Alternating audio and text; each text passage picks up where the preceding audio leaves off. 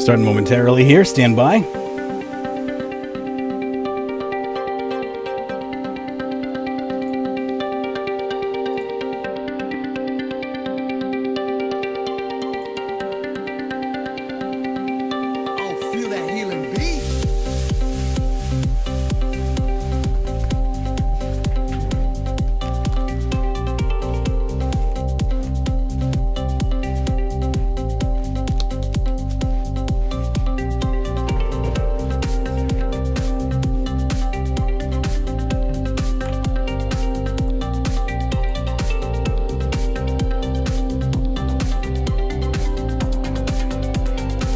All right. Time to change it up.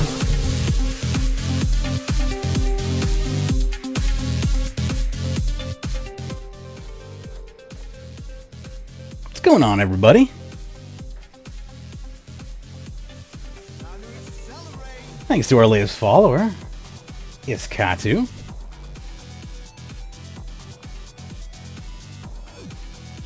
And welcome to a new session. Hey, Pern. We're going to kick off a new show here shortly. G'day, g'day, g'day. I told myself I was... How you doing? No, not too bad. I was going to say, how is it all going there? It's going all right. We're kicking it off. I'm still hunting the agility pet. No luck. No luck yet. Still dodging my my grasps. But, you know, I'll get there. Yeah. How you doing? I do know, yeah. I was chasing that agility pet for a while, too. I think I'm up to about 27 mil, where I've been sort of solidly chasing it. Haven't got it, but there is on the other podcast, their monthly skill, their skill of the month is agility for next month. So I have signed up for that to just give me that little bit of extra incentive. Yeah, link me. Maybe I'll compete in that. Give me some incentive. Yeah, that's it. It's. I don't compete to win. It's the incentive to chase those pets. Yeah, I need it. I'll immediately stop competing if I get the pet. But that's what I did. The last time I was in the construction one, and I was doing all right. Got my construction pet, stopped. Exactly. Yeah. The range one stopped. So you'll see me flying along, and then I get the pet, and then it just. If I don't happen to get the pet, I might win. But that's it.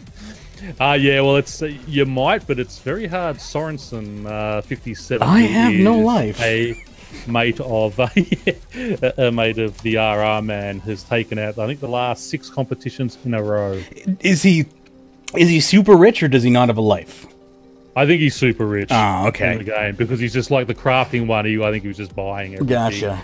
There's farming on at the moment, so he does his farm runs, and then he just goes and AFKs down. I'm gonna turn some heads. Like that. You watch next year when celebration lamps roll around. Mark my words. I'm gonna roll some heads after I do some flips. I'm gonna do some flips when Premier Clubs rolls around and the New Year's comes around. You see them celebration lamps. You watch my Rune Clan page and you see where I'm at. That's all I got to say. All right, let's get into the show, shall we? Let me.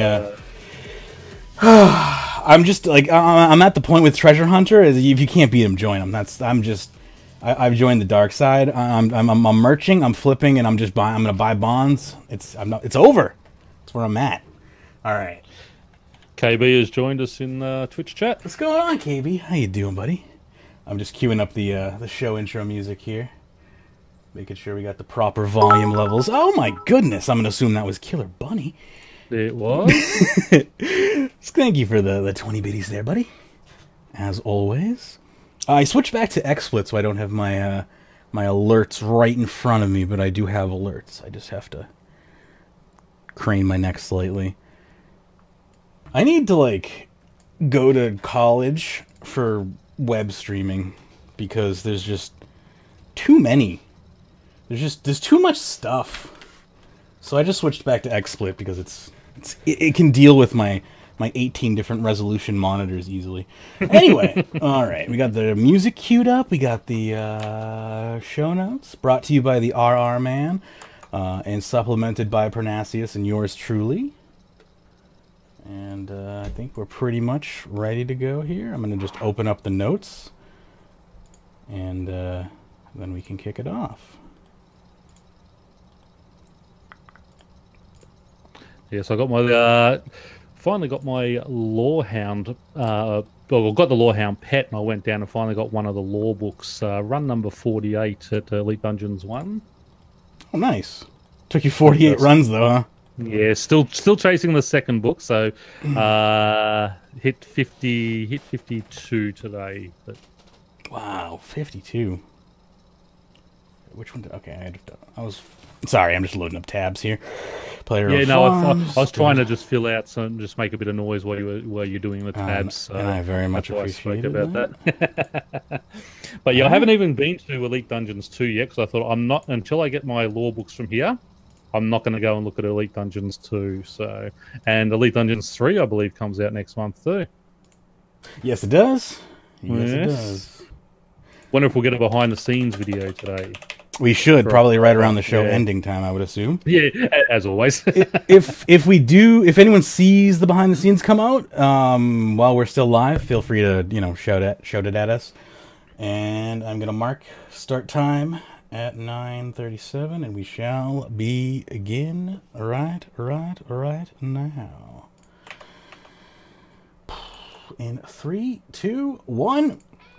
You're listening to Runescape Weekly for September 28th, 2018. I'm your host, Magebit, with 17 years of RuneScape experience. Joining me today is Pyrnassius, and on today's show, Quest Point Shop, Quest Point Shop Salt, Quest Point Shop Pepper, Alright, I'm gonna do the intro. I'm gonna do it over.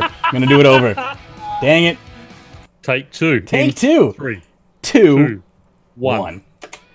You're listening to RuneScape Weekly for September 28th, 2018. I'm your host, Magebit, with 17 years of RuneScape experience. Joining me today is Pyrnassius, and on today's show, Quest Point Shop, Quest Point Shop Salt, Quest Point Shop Pepper, RuneScape Wiki, Leaving Wikia, regarding the returned wealth, regarding the recent non-data breach, Mod Osborne's Twitter handle deleted? What's going on? New Jmods, 2018 Future of RuneScape Survey, reading RuneScape official forums on stream, player-owned farm rant. Are you serious? Thank you for tuning into this edition of RuneScape Weekly, and enjoy the show. Welcome back to your Friday edition of RuneScape Weekly. Magebit here, and we got a good show for you today. Joining me is Pyrnassius. How you doing, Pern? I am very good. As I told you earlier, when we said we're going to do this, told my son he was out this evening. I said I have to be home by 11 o'clock. So he was good. He made sure that he was doing that. Well, he's going to have a very long walk. I'm going to leg it. So I told him I ain't coming out. I'll get you if you come and do late. So yeah. So it is all good. Very nice. Very appreciated. Otherwise, it was going to be a solo show. I was determined to do 2 shows in a row, so I was going to be solo or duo or anything because I had the energy, the drive, and the fire.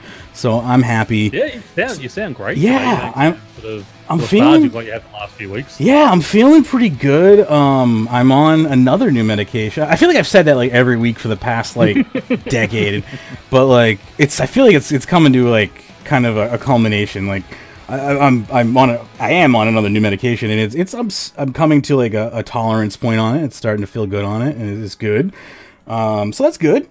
Yeah, I'm good. I've been pet hunting in game. Really want to get the Master of All title now that I only have 4 pets left. 4 pets doesn't sound like a lot of pets, considering there's 27 of them. But 4 pets when it's just all random is actually harder than I thought it was going to be, because when you get a pet, it's just like, oh, I got the pet. You don't think about it. It's just like, cool, it's done, because you're not really looking for it. When you're looking for it, it becomes excruciatingly painful. I've noticed. So yeah, that was my hardest thing when like I was hunting for Ralph and the invention pet as well. They were 2 I sort of just wanted to get unlocked.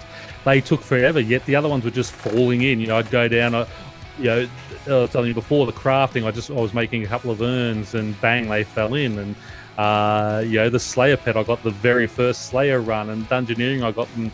I think 2 or 3 Dungeoneering runs that I had to do. So the ones I wasn't looking for was so easy, but once you start actually hunting, it's like It's like Jagex knows you're hunting for them. They go, right, this is our time to have some fun. It's like, there's someone just sitting there at a wall of monitors, and they're like, oh, Magebit's pet hunting. All right, let's just jack up the randomness, turn up the noise. It's what it feels like. Before the agility pet, I was going after the thieving pet, and that took me 5 days, and I've been doing this for since I've been what's today, Friday. I've been doing this for 6 days, so I feel like I should be breaking soon on this. But I was 120 thieving, and I only have the 99 agility threshold, so I feel like I have to give it a little more time than I had to give the thieving one, because I don't have that extra threshold that I had on the thieving one. So yeah. I feel like I got to give agility at least like 10 to 14 days. Yeah, I'm just having a look myself. I've got the agility, the farming, the prayer, the rune crafting, and the wood cutting to get. So that's not too bad. That's got 1, 2, 3, 4, 5 that I have to get. So yeah, I'm only one behind you. Yeah, you're not that far. And what do you think, though? Yeah. No rune score points for unlocking the pets. Yeah, it's silly. There should be at least 10 points for each pet. Yeah. The farming for completing all the different breeds. So say like with the rabbits, you unlock all the rabbits by getting your shiny rabbit, and that 0 points for it. Yeah, that's ridiculous. Yeah, fill both small pens with rabbits, you get 10 points for. I mean, it's just every breed you unlock should be 10 points, and then when you unlock every animal of a specific breed, should be 100 points. I mean, this is the type of thing in those skilling things. And I love the fact that they've brought out the rune score now. Yeah, me too. But things like those things are just they're no brainers. Just even if they said it's 20, as you said, 5 points for each breed and 25 points if you do the whole lot. Sure. Something like that. Just something to make it interesting and give the non-PVMers something to do, because you go and die wearing a certain item in ED dungeons and it's 50 points. Yeah. Hello. How easy is it to walk in there in a thing and just let them kill you? I know. Whereas hunting for the pet takes time. They say, skilling doesn't take any skill. It doesn't take any skill to walk into a dungeon I know. And die. And that's 50 points, so you're... come on, Jagex. Yeah. Actually, I think it was 20, but, it's like just me being pedantic. But still, it's you walk in there and die. That's no skill at all. I would agree with that. Shouldn't be worth, We got one PSA. At the moment, the keyring is officially on the tool belt. With a caveat, it's just straight up on the tool belt. There's a quote from Mod Doctor here. It says, yes, sorry, the patch notes were not clear. The keyring is no longer a separate item. Completing one small favor unlocks it right onto your tool belt if you already had it. The item has been removed and the feature unlocked automatically. Doors that need the key will act as if you are carrying the key if you already have the matching key on there. Keys can be added if supported by right-clicking them and adding the key to the tool belt. The only loss is the enchanted key can no longer be placed on it. If you think any of the other keys that are on there are not on there, and they probably should be, give the ninjas a shout. Blah, blah, blah, blah, blah. Yeah. And actually, speaking of the patch notes, while we are on that, just to let people know, they'll probably be attached to the end of this show, because I forgot to tell Mage that it was up there. Now that he rips it direct, so I don't have to send it to him sort of to do it manually anymore, but I did forget to tell him that they were up to do that. Yeah, I'm like artificial intelligence. I'm only so intelligent. You have to still give me directives. So so for those of you who enjoy the patch notes in the feed, I will just tack them on to the end of this episode, so just hang tight and they'll be on the end of this, and that will be that. And there were some nice ones this week too. Yeah, it was a long the key ring. Yeah, the key ring was one of my favorites, but yeah. Yeah, that's all. People have been asking for that for years. I'm pretty sure. That's right. It was a technical limitation for quite some time. I'm kind of interested to hear how they overcame that. Well, you'll speak to Mod Edge because he was the one who integrated it on there. So big thanks to him. Yeah, I would be interested to get him for an interview if we were any sort of a real investigative team. If I can overcome my social anxieties, I would actually tweet him maybe. Anyway, Quest Point Shop is the update for the week, if I am not mistaken, or other people call it the number one gambling update of all time in the game, or some people also call it broken for Iron Men. I just thought it was really not that bad overall, although the Iron Man complaint I thought might be mildly valid, but we'll get there. Anyway, it says, greetings. So you're all sitting on loads and loads of quest points, right? Or perhaps you've not delved too deep into the questing rabbit hole because why bother, as you can't do anything with those points anyway. Whichever is true for you, we have good news. Quest Point Shop is here to reward questers for their heroic deeds. What is it? As the name suggests, Quest Point Shop is a shop. More specifically, a shop in which you can spend quest points. Quest points plus shop equals Quest Point Shop. We hope you're keeping up. You'll be able to find it southwest of the Varick Lodestone.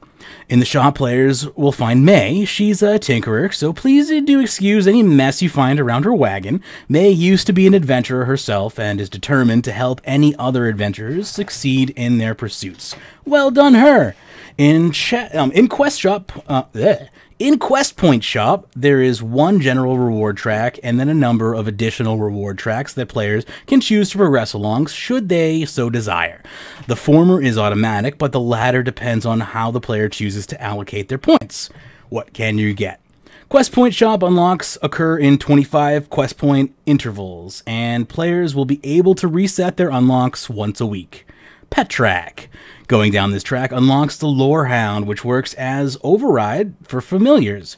Players can change its costume to correspond with certain completed quests. The Lore Hound can be upgraded to provide supplies such as rope, a lit bullseye lantern, a spade, and law runes, fetch books from a player-owned house bookcase, increase the loot area range from 3 to 4 when the Lore Hound is active, increase the chance from the Master Quest Cape lore drops by 25% when the Lore Hound is active, the armor and weapon track. Actually, just Go before, just while I remember, the increased loot area range from 3 to 4. I mean, most people use a legendary pet now to pick things up, so yeah. I don't know how useful that one really is. Yeah, you can't have both of those active at the same time. Exactly, because you can't override. And if the override sort of worked, then you could have sort of one working with the other. But yeah, I don't know how active that is. But other than that, I mean, that the increased chance for Master Quest Cape lore drops by 25%. Now, it does say some. Now, I keep it out when I am doing my Elite Dungeons, but I heard a rumor that Elite Dungeons is one place where it is not where it doesn't help. The Lorehound doesn't help you with that in the Elite Dungeons. I haven't had that confirmed yet. I'm trying to find out. Unconfirmed rumor.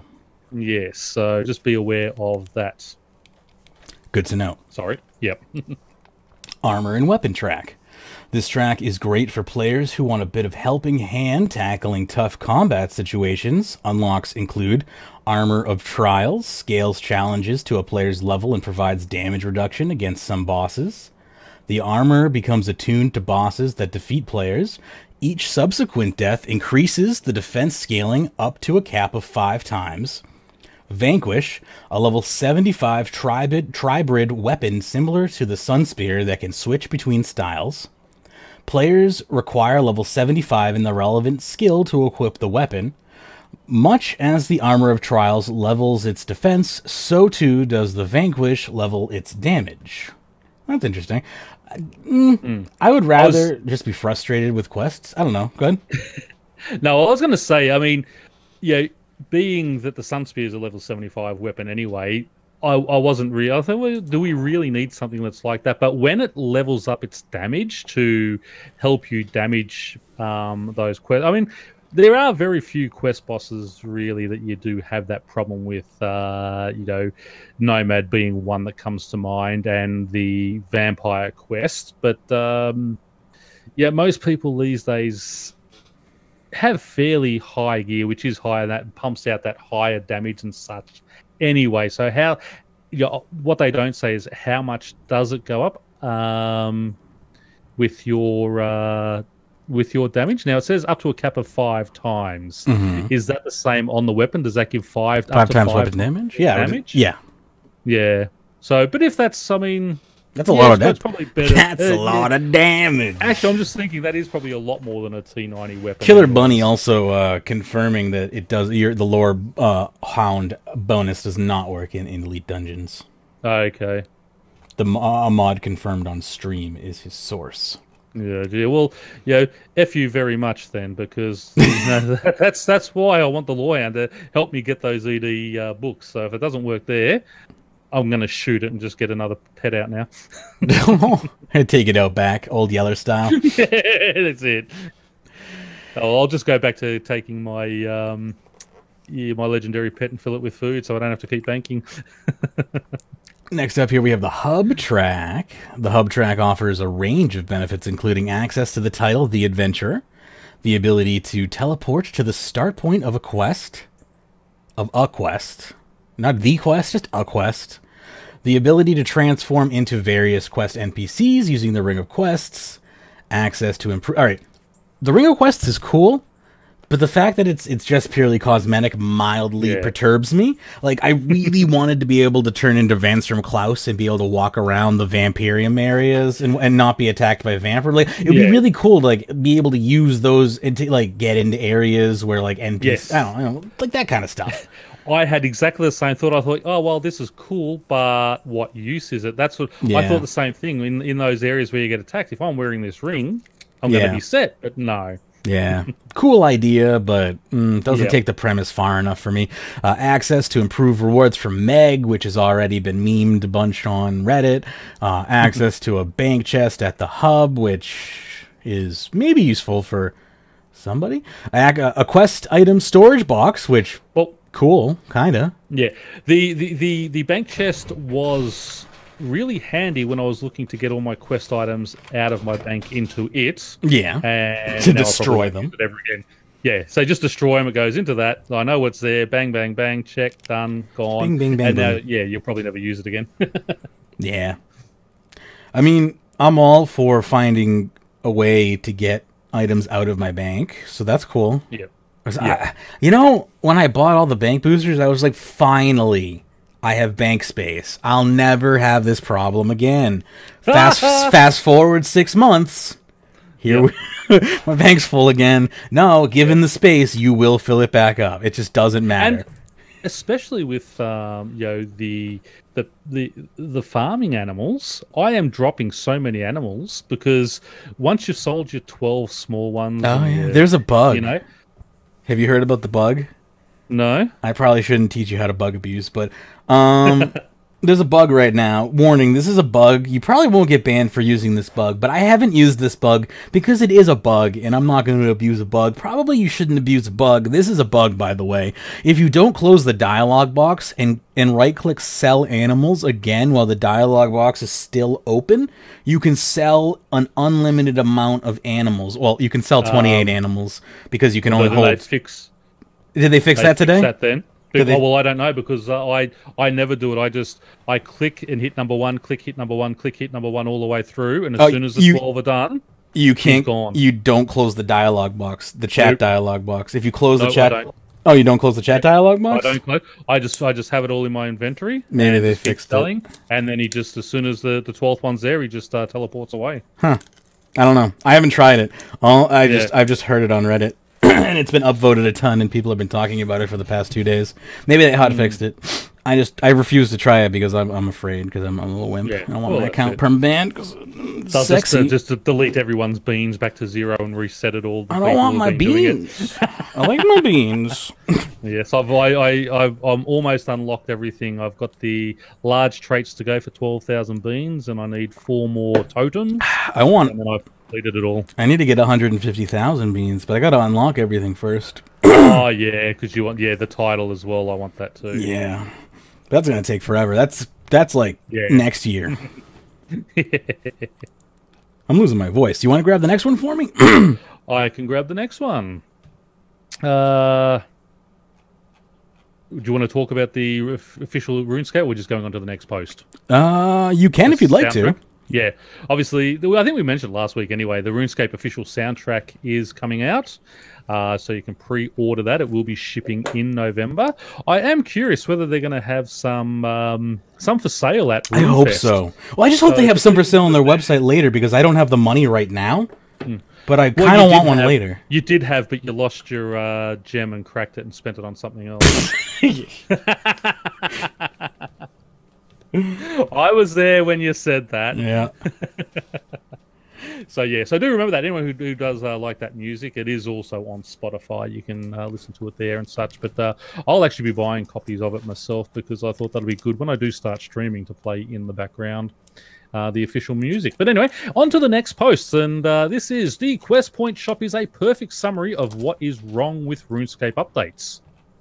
The recent QPS update reveals to me 3 areas in which I believe RuneScape suffers greatly and results in poorer quality updates and a lack of continued use post-release. Excessive hand-holding. Along the armor and weapon track, you can exchange quest points for hybrid armor that provides up to 25% damage reduction against bosses and a weapon that does up to 25% extra damage against bosses. Not only is this section exclusively useful to lower level questers, it completely throws off the challenge of quest bosses. Whatever is wrong with not being able to defeat a boss? I remember back in the day getting wrecked by Fareed in Desert Treasure because my defense wasn't high enough. So I went away, trained, and came back in Torags and wrecked him.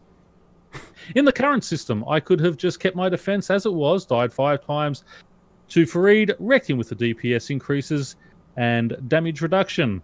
The challenge and feeling of accomplishment afterwards would be completely diminished. The somewhat immature side of me wants to scream that if you wouldn't let this armor be used for PVM bosses, why would you let it be used for quest bosses? As a side note, the Magic Dice rewards are just obscene in that it is essentially free GP and fortunate components, further devaluing luck of the dwarves, alchemical onyx items as well as a chance for dice and other high-value clue items. Whatever happened to doing actually clue scrolls and making money?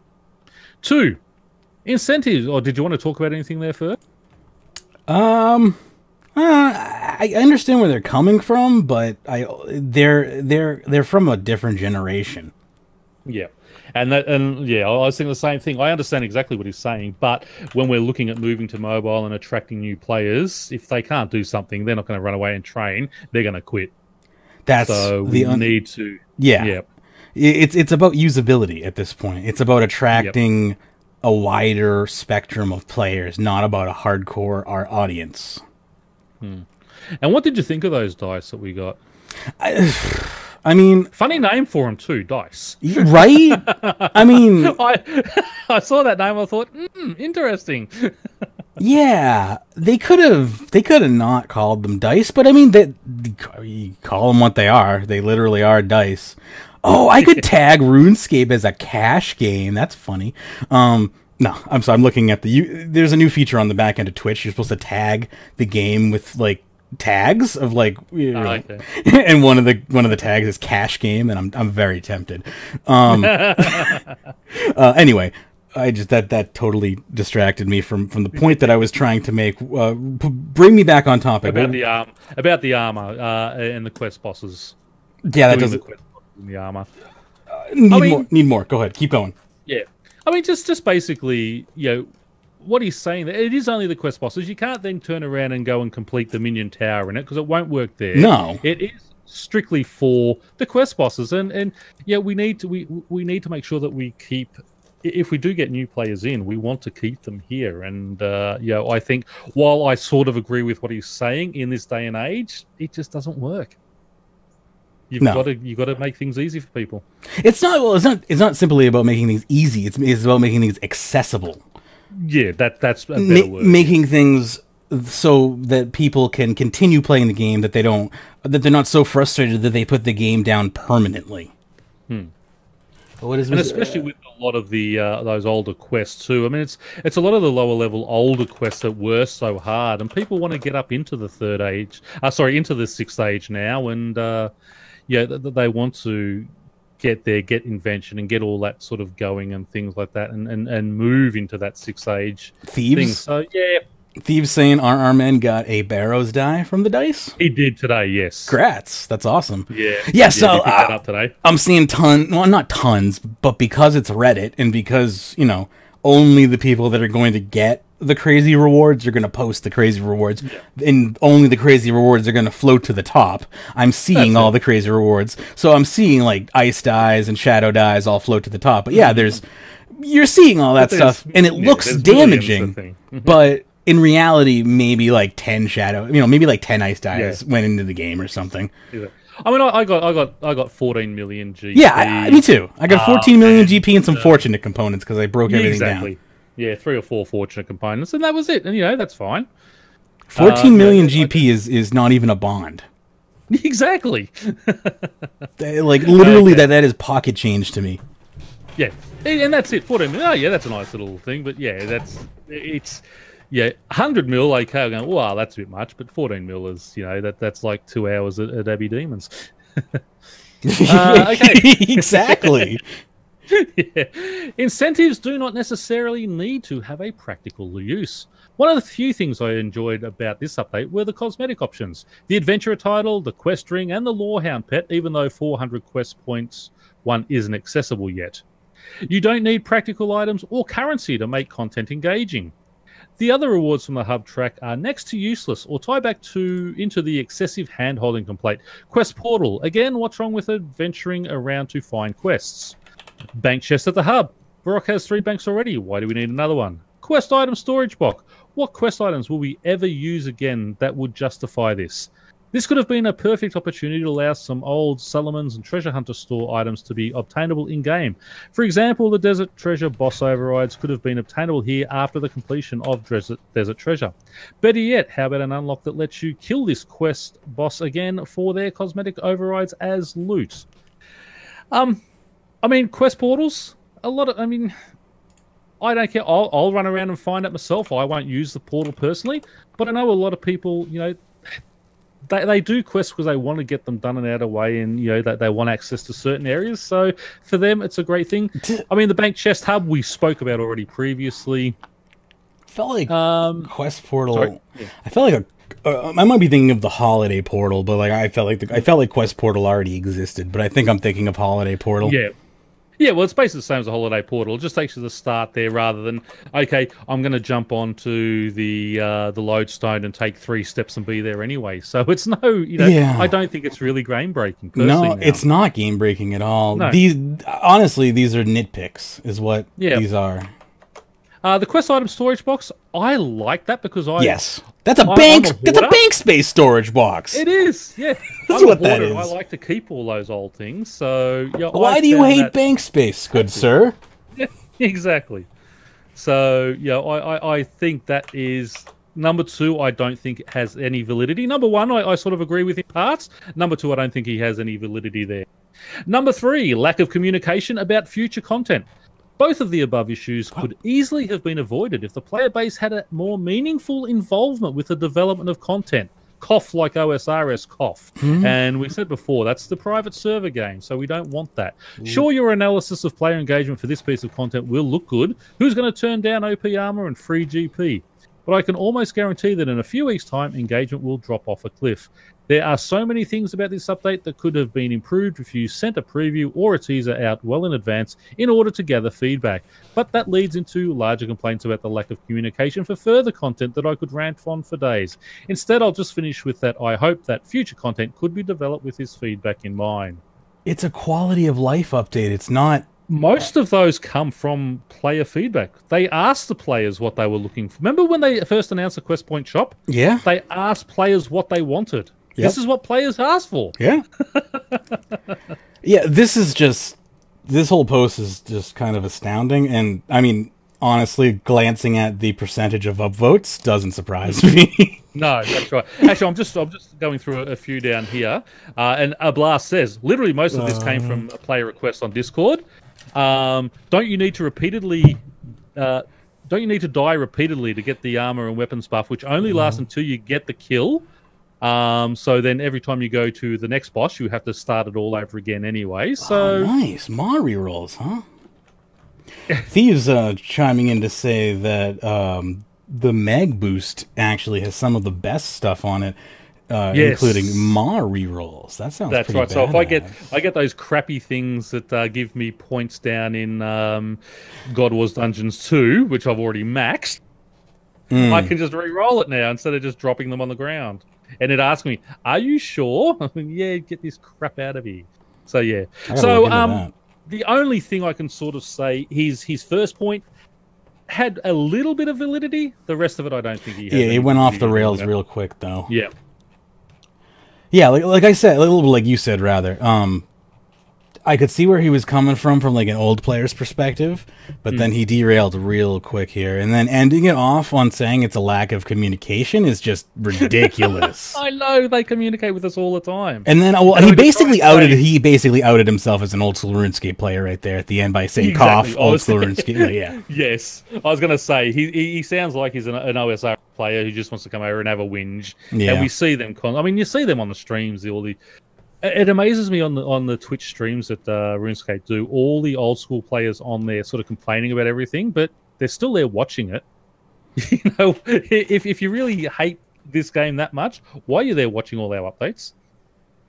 Right? Well, because they're actually like jealous ex-boyfriend. They just they desperately want to be loved again. Yeah, that's it. Okay, next one is the new quest point shop is retarded for Iron Men. Oh God! Depending on how many quests you've done, you can get 15 million GP from this T75 armor set and weapon, AFAIK.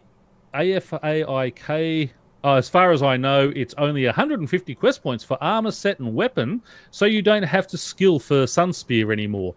Now, the 150 quest points overall... I have a theory. That's still... Yep. Just by this person's title, they have Trim Comp, Master Quest Cape, they play old school RuneScape, and they're max. Is it possible that the more accolades in RuneScape you have, the worse of a human being you are? Well, I hope not, because, Well, me too, because... I'm like, should I stop while I'm ahead? That's it. Whether this was considered or not completely breaks early game Iron Man. Giving them all that GP like that is just stupid. The damage is done, and short of a rollback, I don't even know what can be done to fix this. 15 million GP is nothing in this game. I mean, yeah, maybe 15 million GP over on OSRS, is still a lot, but on this game, it's not a lot of money. The T75 armor set and weapon is only for the boss. So he obviously hasn't read the whole content. Someone's told him, he's been over there playing his OSRS, and someone said, you can get T75 off this quest point shop, and then bang, he's just jumped up and down and carried on without actually getting the full facts. So it's, I mean, I hate to like side with this monster in any way, shape, or form, but like, should we be giving 15 million gold to an account that's supposed to find their own way in the game? No, probably not. That's a free life. Like, even to hardcore Iron Man, that's a free life to hardcore Iron Man, isn't it? Yeah. A free second life. Yeah. No, I think it's 10 million for the first and 100 mil for the second. Oh, I thought it was 10 million for the second, 1 million for the first. Well, maybe it is. I think it's 10 million for the second life. By the life. time they have got 150 quest points up, yeah, they're going to have more than 15 million GP. That's true. In all honesty, I've got a hardcore. I've got an Iron Man. Yeah, that's true. The scope of which it takes to get that much quest points. Exactly. That's what I keep forgetting. Well over 100 mil on that account. Okay.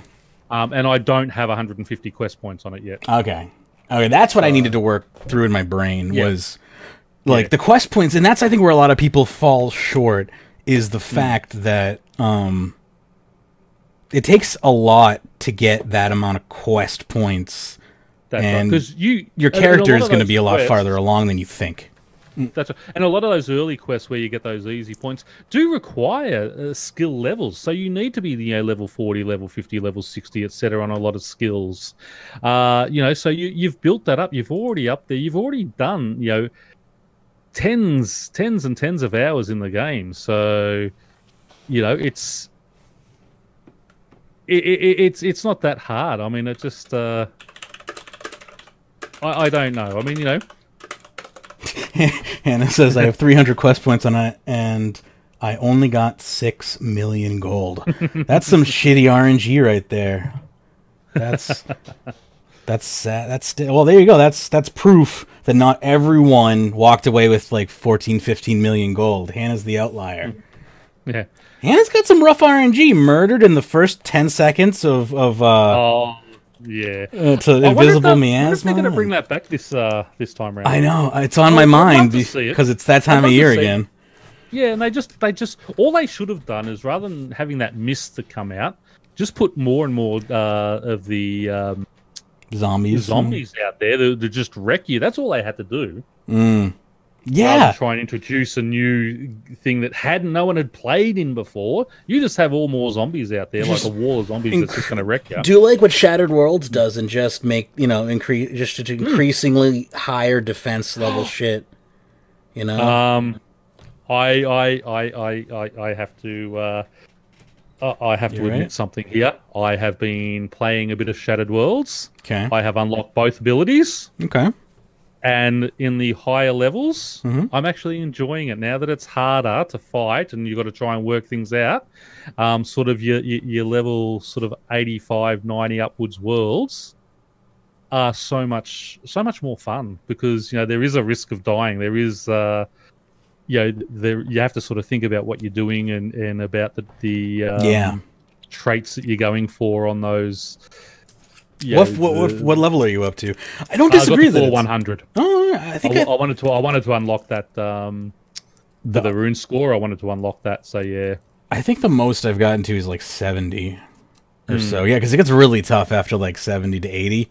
That's when I start to run into trouble. Yeah, I found about 85. It started getting pretty tough for me. That's when it starts to get hard and accuracy starts to become a problem. Each monster starts to become like a mini boss at that point. Yeah. It was funny. I got to because it's every 5 you have the checkpoint, and I got to 94 and my life points were going down. I go, okay, no worries, I'll just kill this last one. I'll eat. I've killed the last one, went to eat, and my pet dragged me away because my life points dropped down too low. I go, no, so I had to start from 91 again and get all the way back. You little bastard. So I turned that feature off when I was in there. That feature it's a lifesaver, but when it's something like that, it's a safe death, it's a pain. It took me like 15 AFK deaths at Abbey Demons to realize the value of that feature. I was like, wait a minute, doesn't the legendary pet have one of those things where it like pulls you away or something? And then I turned that on, and then I was like, I saved myself like 500k a day. Easy. Yeah. Bam. Also, for people who are listening about Killer Bunny has just put in the RuneScape video in the patch notes and quest point shop. The video at 27 minutes and 20 seconds in, the mod is talking about what law books are affected by the law hound. So they actually give you a list in there of what is affected by that law hound for anyone who wants to check it out. Sweet. So thank you, Killer Bunny, for that. I'll continue on here. I'll take a quick sip of water, and then I'll continue on here to our next topic. Which is RuneScape Wiki leaving Wikia, which is great news, hopefully. I don't particularly like the Wikia platform, so this could be good news if it's done properly. It says, hey guys, we wanted to let you know that the RuneScape and Old School RuneScape wikis are currently planning on leaving Wikia. We're discussing this with our editing community, and we'd hoped to keep that low-key, but since people are understandably talking about it, we wanted to explain it properly here. We've had issues with Wikia for years now, and we've had a lot of Reddit threads and comments about how awful they are. For about 12 months, we've been talking with Jagex about how we can make the experience on the wiki better for everyone. We'll be providing more information about this on Reddit very soon, but in the meantime, you can read about it on our thread on the wiki for more in-depth information. If you'd like to play around with our new sites, they're accessible at runescape.wiki and oldschool.runescape.wiki. Be aware, these are not in sync with the current live wiki and you can't edit them. Search functionality may be reduced as not all pages are indexed. We are planning to launch officially with up-to-date content in the next week or so. We appreciate all feedback, and that can be submitted here on Reddit or using the button at the top of every page. Bear in mind, things may not be completely stable at the moment. Everything is a work in progress. If you have any questions, let us know. Thanks. So there you go. We have a brand new Reddit on an independent platform, supported by Jagex, coming soon. Why? I mean, I've never had an issue with the. So the main problem with Wikia has been their advertising has been. Yeah, I have noticed that's picked up the last. Yeah, they've had a lot months. of problems with the advertising that they have used. Has oftentimes been malicious and caused users all sorts of trouble. As far as pages not loading properly, not loading at all because of the need to use ad blockers to prevent the ads from loading, or having to disable ad blockers to get the pages to load, but then malicious content loading. So just people have been having all sorts of problems. I personally have been able to manage properly, but I am a computer scientist, and it should not require a computer science literacy in order to operate the RuneScape Wikia page. So I agree that it should be brought to a much simpler platform. Or Wikia should clean up their act. One of the two. Yeah, well, as I said, I have noticed more ads and things, but I have ad blocker on anyway, so Hey, Death Star, how you doing, buddy? there's not a whole lot there, but yeah. Yeah, Okay, that's interesting. Most So- ad blockers will do the job. Some of them will straight up break the page. Some of, I don't know. I find that uBlock Origin does the job just fine. Other ad blockers are available. I don't know. If you're having problems, hopefully they won't be a problem much longer, because on an independent platform, obviously there will probably be no need to be advertising, because it's not a for-profit any longer. Yep. Very There good. you go. Good stuff. Sounds positive. The only thing, obviously, that harkens to a little bit of a nightmare is the previous Jagex Run wiki, but you have to remember, this is not Jagex Run. It's merely Jagex supported. It's still the previous wiki community. They're just merely hopping ships, and this time Jagex is basically showing their interest in supporting this move. So I think that's kind of cool. Yeah. And yeah, so obviously it'll all be the same information. Yes. Yeah, so All they're doing is exporting all of their data into raw, probably, if I had to guess, there's probably a way that they can just database export it and just because Wiki is a content management system. Like, Wiki is a type of software that you can upload onto your server, and you can import and export databases into Wiki software. So Wikia is just a form of Wiki software. It's just a proprietary form of Wiki software. interesting. Yeah, so you can run your own wiki. So I could run my own wiki software if I wanted to, and make my own RuneScape wiki. Anyone can. It's collaboration software. Anyway, Yeah. moving along, we're going to delve in real quick to some old school RuneScape news. And anytime we do that, there's some crazy shit going on over there, because, I don't have much interest in the in the official private server quite yet, but they've been popping off recently with their, with Mod Jed and all that nonsense. So we're going to go over to private server land for a little bit and read a couple of articles here. So first off, we have an official post from Mod Ayaza. I'm not 100% sure how to say that name correctly there. I apologize if I'm butchering it. This was posted 22 hours ago, so this is a fairly fresh article. It says, "Hi all.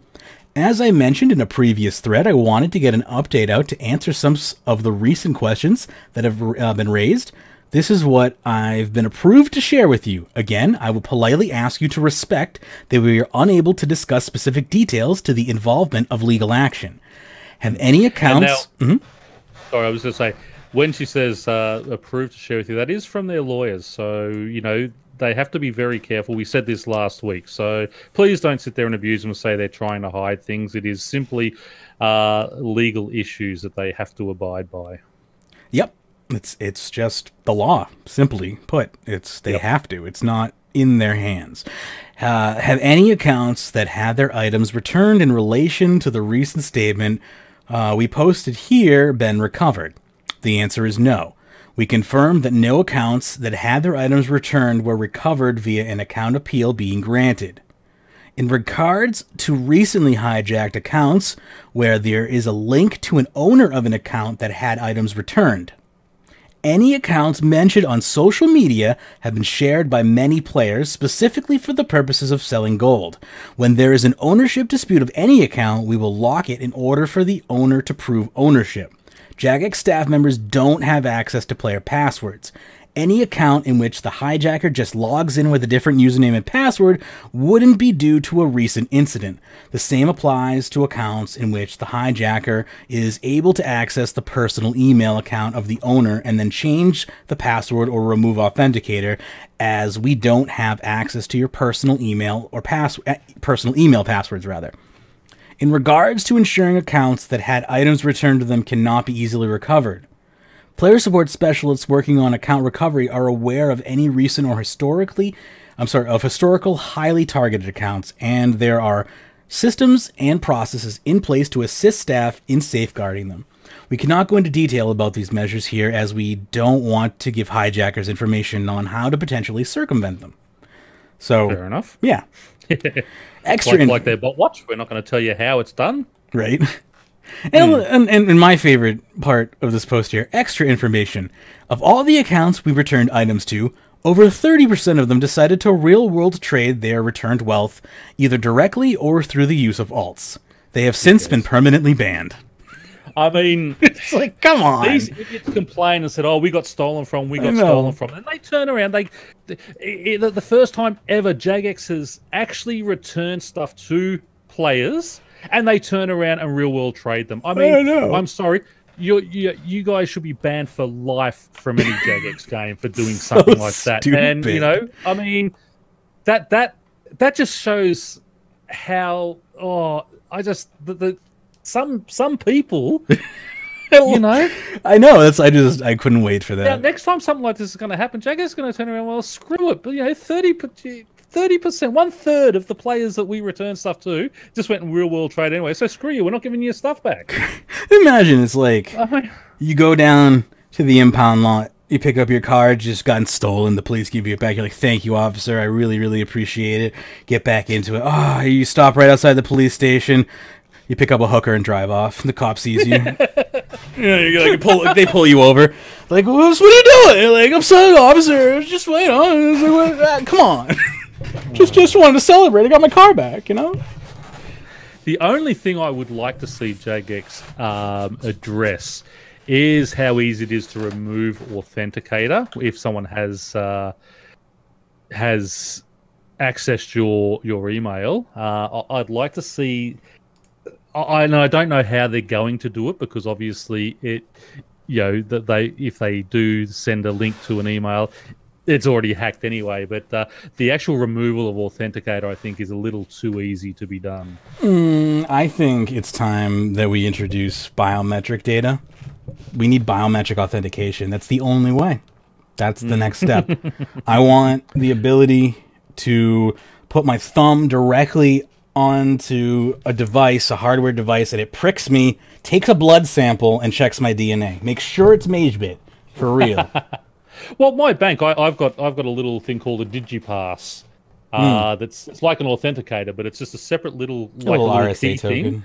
Yeah, and it just sends me the numbers that I use. But does it take your blood? I want it doesn't real take my blood. I want it. It won't turn on unless it pricks my finger. And remember the Lord of Vampirium quest where we had to feed the phylacteries like that. That would be awesome. Just scanned your eyeball.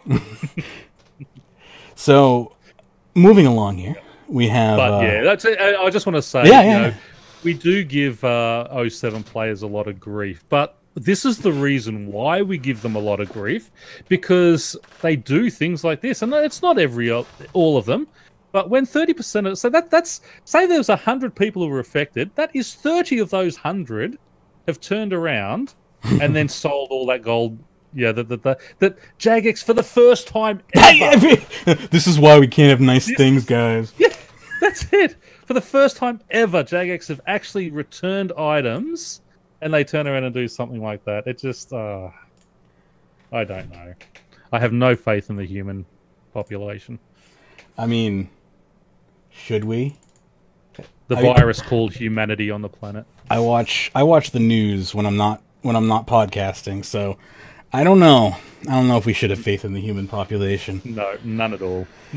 I mean, Mod Osborne clearly doesn't think we should have faith in the human population because he blasted it right off from Twitter. Peaced the F out. Was like, nope, I don't want to be on Twitter anymore because I don't have faith in humanity. The next topic here, Mod Osborne Twitter handle deleted. What's going on? Hang on. What's up? What about the regarding that you've missed the... Oh, I missed a post, did I? By Asimov, yep. Grab it, it's not on my... Go ahead. Yep. This was by Asimov. Regarding the recent data breach, has anyone attempted to report the recent data breach to the GDPR? Jagex is failing to abide by the guidelines they have in place in notifying their customers about their information being compromised. What we know so far is a Jmod confirmed that whoever was responsible, we all know who, had access to lots of information including credit card numbers, transaction numbers, passwords, current and previous, recovery questions, etc. If you're not alarmed about this, why? What I'd like to know is why an employee had access to that information and why it's stored in plain text. Customer information should not be in plain text and nobody at a company should have access to it, and why they have failed to notify customers of the data breach. Telling us you fired someone isn't notifying us about a data breach. The UK just issued their first fine for violating the GDPR. Maybe we need to report Jagex to them to take action and notify us about what was stolen. I reported it to the ICO and they said they haven't had any customers notify them besides me. If enough people reach out to them about the possible breach, Jagex will be forced to make a public statement and actually notify their customers about the breach. And then he's got a link to the recent case. Which is not a recent Jagex case, it's just a recent case. Yeah. And again, just to clarify, there is no GDPR breach here. He's making this up. He's just trying to make trouble. Yeah, he's trying to make a problem that doesn't exist because of a post that I believe Mod Kelvin made in regards to one specific individual, where he said that their specific information was severely compromised, and they took it to mean that his information was severely compromised via Jagex. Yeah, which was not the case. We've had no information that information is stored as plain text. There is no information saying that they got the full credit card numbers. And as we said last time, a lot of those things that you just need the last 4 digits on a credit card. They don't have the full credit card number. And the previous post we just read, she did address all of this stuff here. So, and he has zero votes on this as well, so a lot of people have come in there defending the Jagex side of things about it. And I just want to read I'm Rubik, who has said it. There hasn't been a data breach. There's zero evidence of a data breach. Just because an employee had access to some information doesn't mean it's a data breach. And about the credit card numbers and such, we do not know this. It was speculation from the community that assumed the information come from Jagex. In addition, it was only one known scenario. So there you go. Indeed. I would 100% agree with Rubik. That is it. All right. Again, back to Mod Osborne deleting his Twitter. Again, this is all hearsay. This is all just people stabbing in the dark. Again, I'm Rubik being the light in the dark here. First of all, I'm pretty sure Mod Osborne came out and said, I'm still the lead designer here at Jagex. It has nothing to do with anything. I don't think he clarified why he deleted his Twitter, but his role in Jagex has not changed. Go ahead. If you read some of the stuff that is sent to him on Twitter, I'm surprised he kept it this long. I agree. The hate that goes out on Twitter by people is just disgusting. And that's what I was saying about humanity and the virus called humanity on the planet. It's just disgraceful, the things people get behind their keyboard with a bit of anonymity and think that they can say anything and do anything and it's totally okay because it's just words on a screen. No, that is real people you are talking to, and those things can be very, very hurtful. And when you cop enough of that type of abuse, I mean, there's serious. It can cause serious implications. I mean, someone just has to have a bad mental day, and something like that can push someone over the edge. So, I don't blame him at all if he's done it because of that.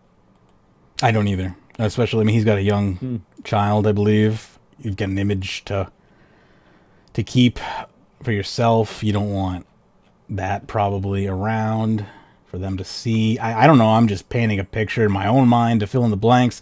I'm Rubik. Says it's very unlikely that he left or quit. I can confirm that that's the case. He did not leave or quit.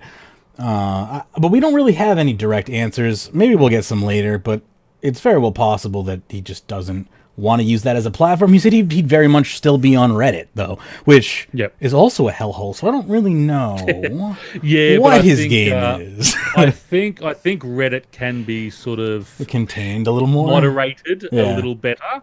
If something gets too bad out there, it is taken down. But some of the stuff that goes out on Twitter has no filter, no moderation or anything, So, some of the stuff I have seen on Twitter, and I mean, he's a pretty bad, but some other people that I do follow in politics, it is just disgraceful what people put out there. Yeah. Oh, Paul, literally, I just threw up a little bit. I have been following politics all week, and I want to just die. All right, I've got one more post where I'll put my all into it, and then you've got the Future of Runescape survey coming up, so get ready. Here we go. Let me. This is a post by Mod Cam. I've been holding on to this one. We got some new Jmods coming through. We got this is interesting. They're outsourcing their support team to some degree here, which is not necessarily a bad thing. Allow me to explain here.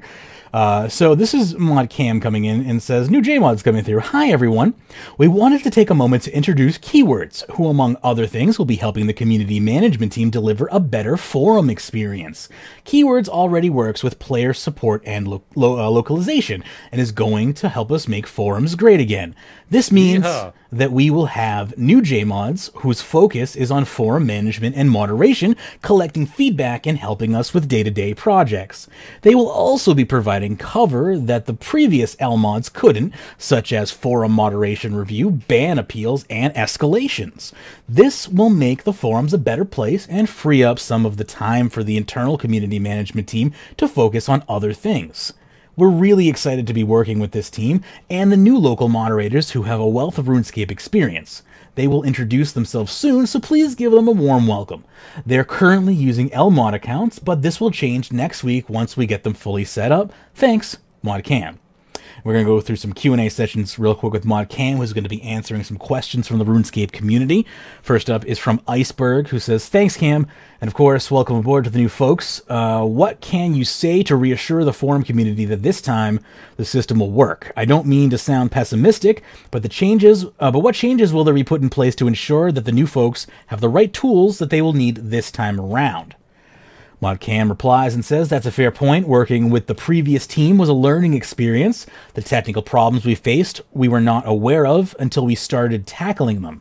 We know what those issues are now, and we have done the necessary checks prior to partnering up with them. Basically saying we learned from our prior mistakes and have made... That is one thing we quite often hear from them, though. We faced technical problems we weren't aware of until we started tackling them. I mean, they tend to face a lot of technical problems that they didn't know were going to be there. We went in blind. Yeah. Like the bank rework. Oh, yeah, it's a lot of technical stuff. We didn't realize how bad it turns out technology is technical, and science has some sciencey things inside of it that we weren't... Construction. Oh, yeah, it's a bit more technical. It turns out there's some more construction parts to construction than we initially constructively constructed. Yeah. I like that. That was good. Next one is from our favorite. Fifi Lafru asks, what is quote-unquote Keywords? An organization, a company, an agency, or similar that supplies staff? In which case, you are outsourcing administration of the RuneScape official forums. Are these new people actually directly employed by Jagex, or are they quote-unquote third-party staff contracted to Keywords and simply currently engaged in undertaking tasks for Jagex? You refer to them both as new Jmods, but then refer to them as your own internal team. The real Jmods directly employed by Jagex, one assumes, and subsequently refer to them as new local moderators. Strangely, my search engine could not find any organization by the name Keywords. Alright, I want to stop you right there. Just hang on. Full stop. Pull the emergency brakes, Fifi. What the fuck search engine are you using? I used Google, the world's #1 search engine. Don't know if you heard of it. Try it. I typed Keywords It works pretty well. player support. First fucking result. Try it. Worked for me. Maybe it'll work for you. Anyway. Modcam's reply to that is, Keyword Studio is a company which are experts at providing support in the games industry for a range of services from development to audio and everything in between. They already provide support for our player support and localization teams and will now be working with community management. While Snifira and Nick aren't employed by us directly, we in the office very much see the team as an extension of the team and want you guys to do the same. Mod Meadows still will be the curator of the forums and will work closely with the new Jmods to make it the best it can be. Let's see here. Fifi the Fruit says, thanks, that was interesting. They have a very nice website.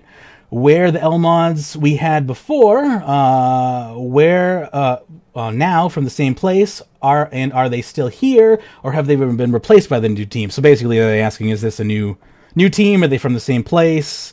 It says the previous L-mods worked for a different company. Sadly, that partnership was not able to reach its full potential due to some technical troubles mentioned earlier. In other words, they were useless. He's just putting a nice spin on it. Yeah. Oh, yeah. Modcam is very much putting a very nice PR spin on this. He's doing a really good job. Fifi the Fru again asks, will the new people retain their purple avatar or go gold? I believe Modcam already answered that. They're going to get Jmod accounts, which are gold. Yep. Winds of Night asks a whole litmus here, so let's go through it. One. How long has Keyword Studio been providing player support and localized services for Jagex? I'm going to have to scroll up and down to answer these. Okay, that's fun. One, the answer is... Actually, can you answer them and I'll ask them? Yeah, I was going to say, yeah. Thank you. I'm okay. not familiar with how the work being done for LOC, but several months for player support. What type of player support and localization services does Keyword Studio provide for Jagex? For LOC, I would guess the majority of support is document translation. For player support so far, it's moderation and escalation cover.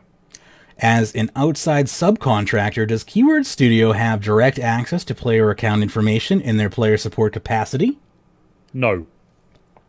How many Keyword Studio employees are providing player support and localization services for Jagex? There are several agents, though this changes. How many Keyword Studio employees will be working as customer management? At the moment, we have 2 community managers and 1 team lead. Will Keyword Studio employees be representing themselves as Jagex community management on social media platforms? This will be up to the social media managers. In the past, they have represented themselves as a member of the Jagex team. Will Keyword Studio employees be representing themselves as Jagex community management in-game? The Jmod specific accounts keywords have access to won't have access in-game. If Keyword Studio employees will be using their in-game accounts in-game, will they have the same tools, which they won't, obviously. It was already answered. Yeah. As an outside subcontractor, will those Keyword Studio employees be working as community management, have direct access to player account information? I assume that's no. A very limited information to allow the team to do moderation and escalation checks. Note, the accounts being used will be monitored using the same auditing tools we use for internal employees and will have very restricted access to some internal tools. Significant considerations have been made leading up to this partnership to ensure that your details and accounts are safe. If there was any risk, we simply wouldn't proceed with this project. As the previous PS anti-hijacking curator and member of the ICU team, this is my #1 priority. And number 10... Will Jagex be updating the following information to inform their customers that the Golden Glow on the RuneScape official forums and the Golden Crown in-game will now be used by subcontractors as well as Jagex employees? We'll look into it, though as mentioned earlier, whilst these guys won't be directly employed by us, we very much see them as an extension of the CM team and want you to do the same. They're more subcontractors, so they still work there. They're obviously in the office, as he said there. They see the people there all the time and such. So, be interesting to see what happens. Yeah, very good. I think that is a good summary of the new team that they're bringing on here. Keyword Studios is a company that does a lot of stuff for not just Jagex. Like they're a very large company that does localization, community management, and stuff for a lot of game companies. They also I believe they work for Square, Sega. I'm trying to think of there's some big companies that they work for. I think I'm gonna go to their website real quick. They have one of those scrolling testimonial things at the bottom. Yeah, Tencent, Nexon, Google, Bandai, NCSoft, Oculus, Konami, Microsoft. Like they work for tons of big companies. Tons of big companies outsource this company. So that can be one of two things. One, they're great, or two, they are super overloaded with clients. You decide. Yeah, that'd be super overload if they start getting that large. They employ people, and as it says, it looks like that they have people working just for individual companies. So you won't have someone doing Sega and RuneScape and something exactly. else. The people but there will be RuneScape. What Keywords actually does is they find studios localized in areas and they recruit them to work under Keywords as an umbrella, basically. So they'll find a studio in a specific area, and they'll be like, "Okay, come work for Keywords," and then they'll be like, "Okay, you work for Jagex now," and that's what Keywords does basically. So as when I used to work for my company, some of the manufacturers would hire people to come in to sell their products, but they worked for us. Yeah. They followed our rules, our everything. They everything through us, but they were just specialised in in the Samsung product or it's like a product. Third party vendor. So I was employed by them, but they everything they did was under my company's name. So, yeah, it's a symbiotic relationship. That's it. All right. Anyway, we are now up to the Future of RuneScape survey. Survey time.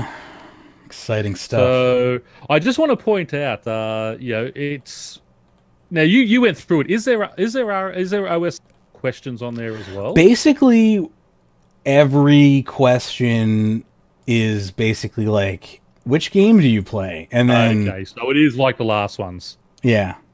Okay, because this is talking about sort of RuneScape 3 and all this type of stuff. But because I just wanted to point out that I love the look of the map that is being given away. If I won, they could keep their $50. I just want the map.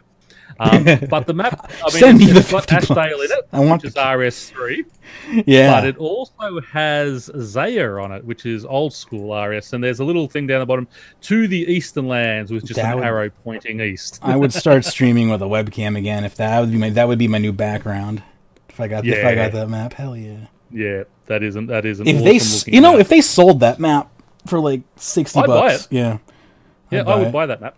23 by 15. How big is that?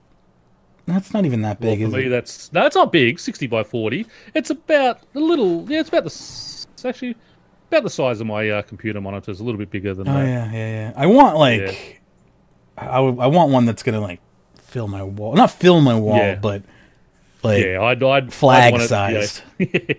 Exactly. I'd prefer about 4 times that size. Well, here's what you do: you take the image and then you go to a custom printer. And they'll just get it done. Yeah. Yep. And it's copyright infringement, but what are they going to do? You going to come to the United States and sue me, Jagex? Well, they wouldn't. They'd have it up behind you when you're streaming their stuff anyway. They're pretty good with using their property on their on sort of things that are done for their game. Anyway. I think now that I'm not part of a multi-channel network on YouTube anymore, they've started claiming my videos again. I just hate YouTube now. I just don't. I literally don't care about YouTube anymore. It's such a dog-eat-dog platform. Anyway, why don't you go ahead and begin the survey? Yes. I'm super excited to hear your point of view and dive into counter it.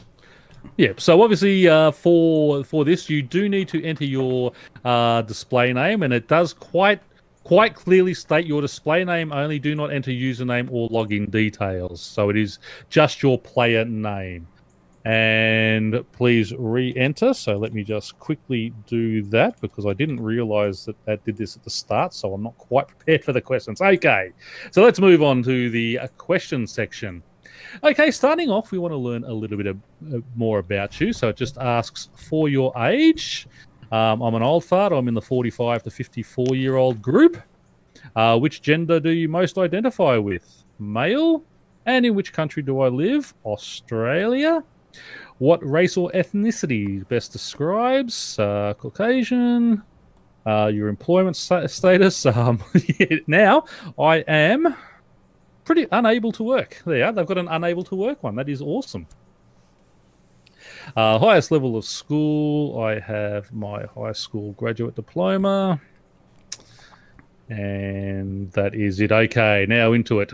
First off, thinking of your past experience with RuneScape and old school. I have only ever played RuneScape. I have only ever played old school. I have played both. So I have sort of played both at some point, but obviously RS3 is my 99% one. Yeah, I had to say both to that as well.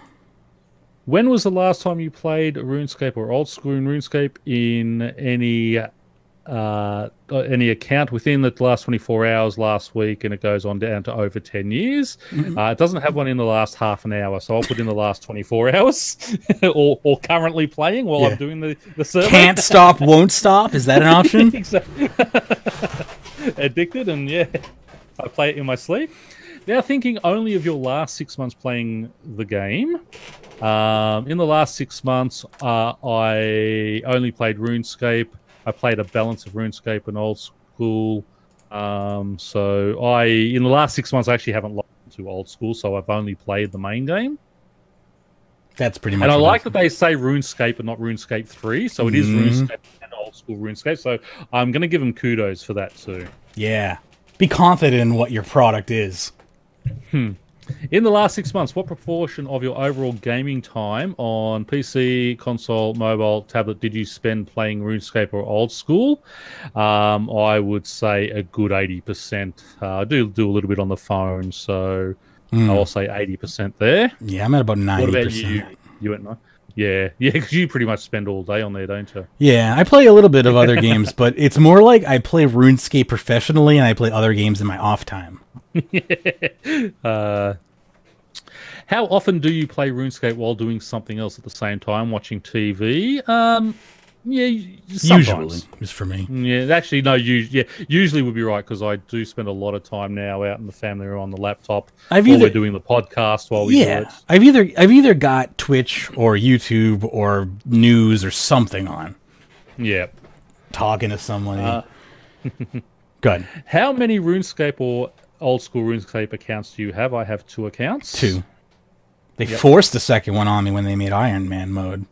Yeah. I didn't want a second. That was me too, Iron Man and this one. They're going to force a third on me when Group comes out. I did have 3, but my first Iron Man died a horrible death before I got to get any lives. So that's right. Gone. I could just commit suicide and go back to 1.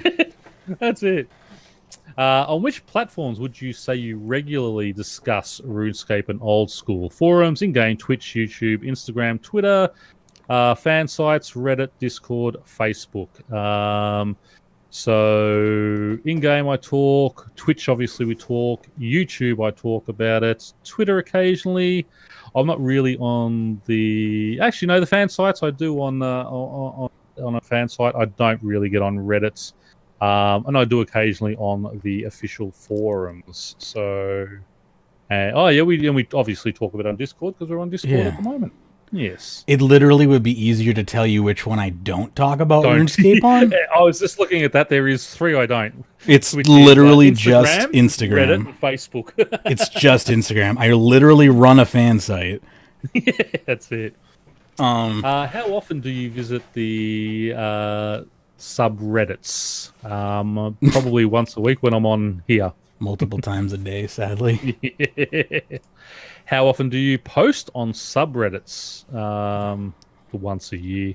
Once a I week. very rarely post on those. I'm getting worse though now that my anxiety is getting a little bit better and I don't feel insults as much.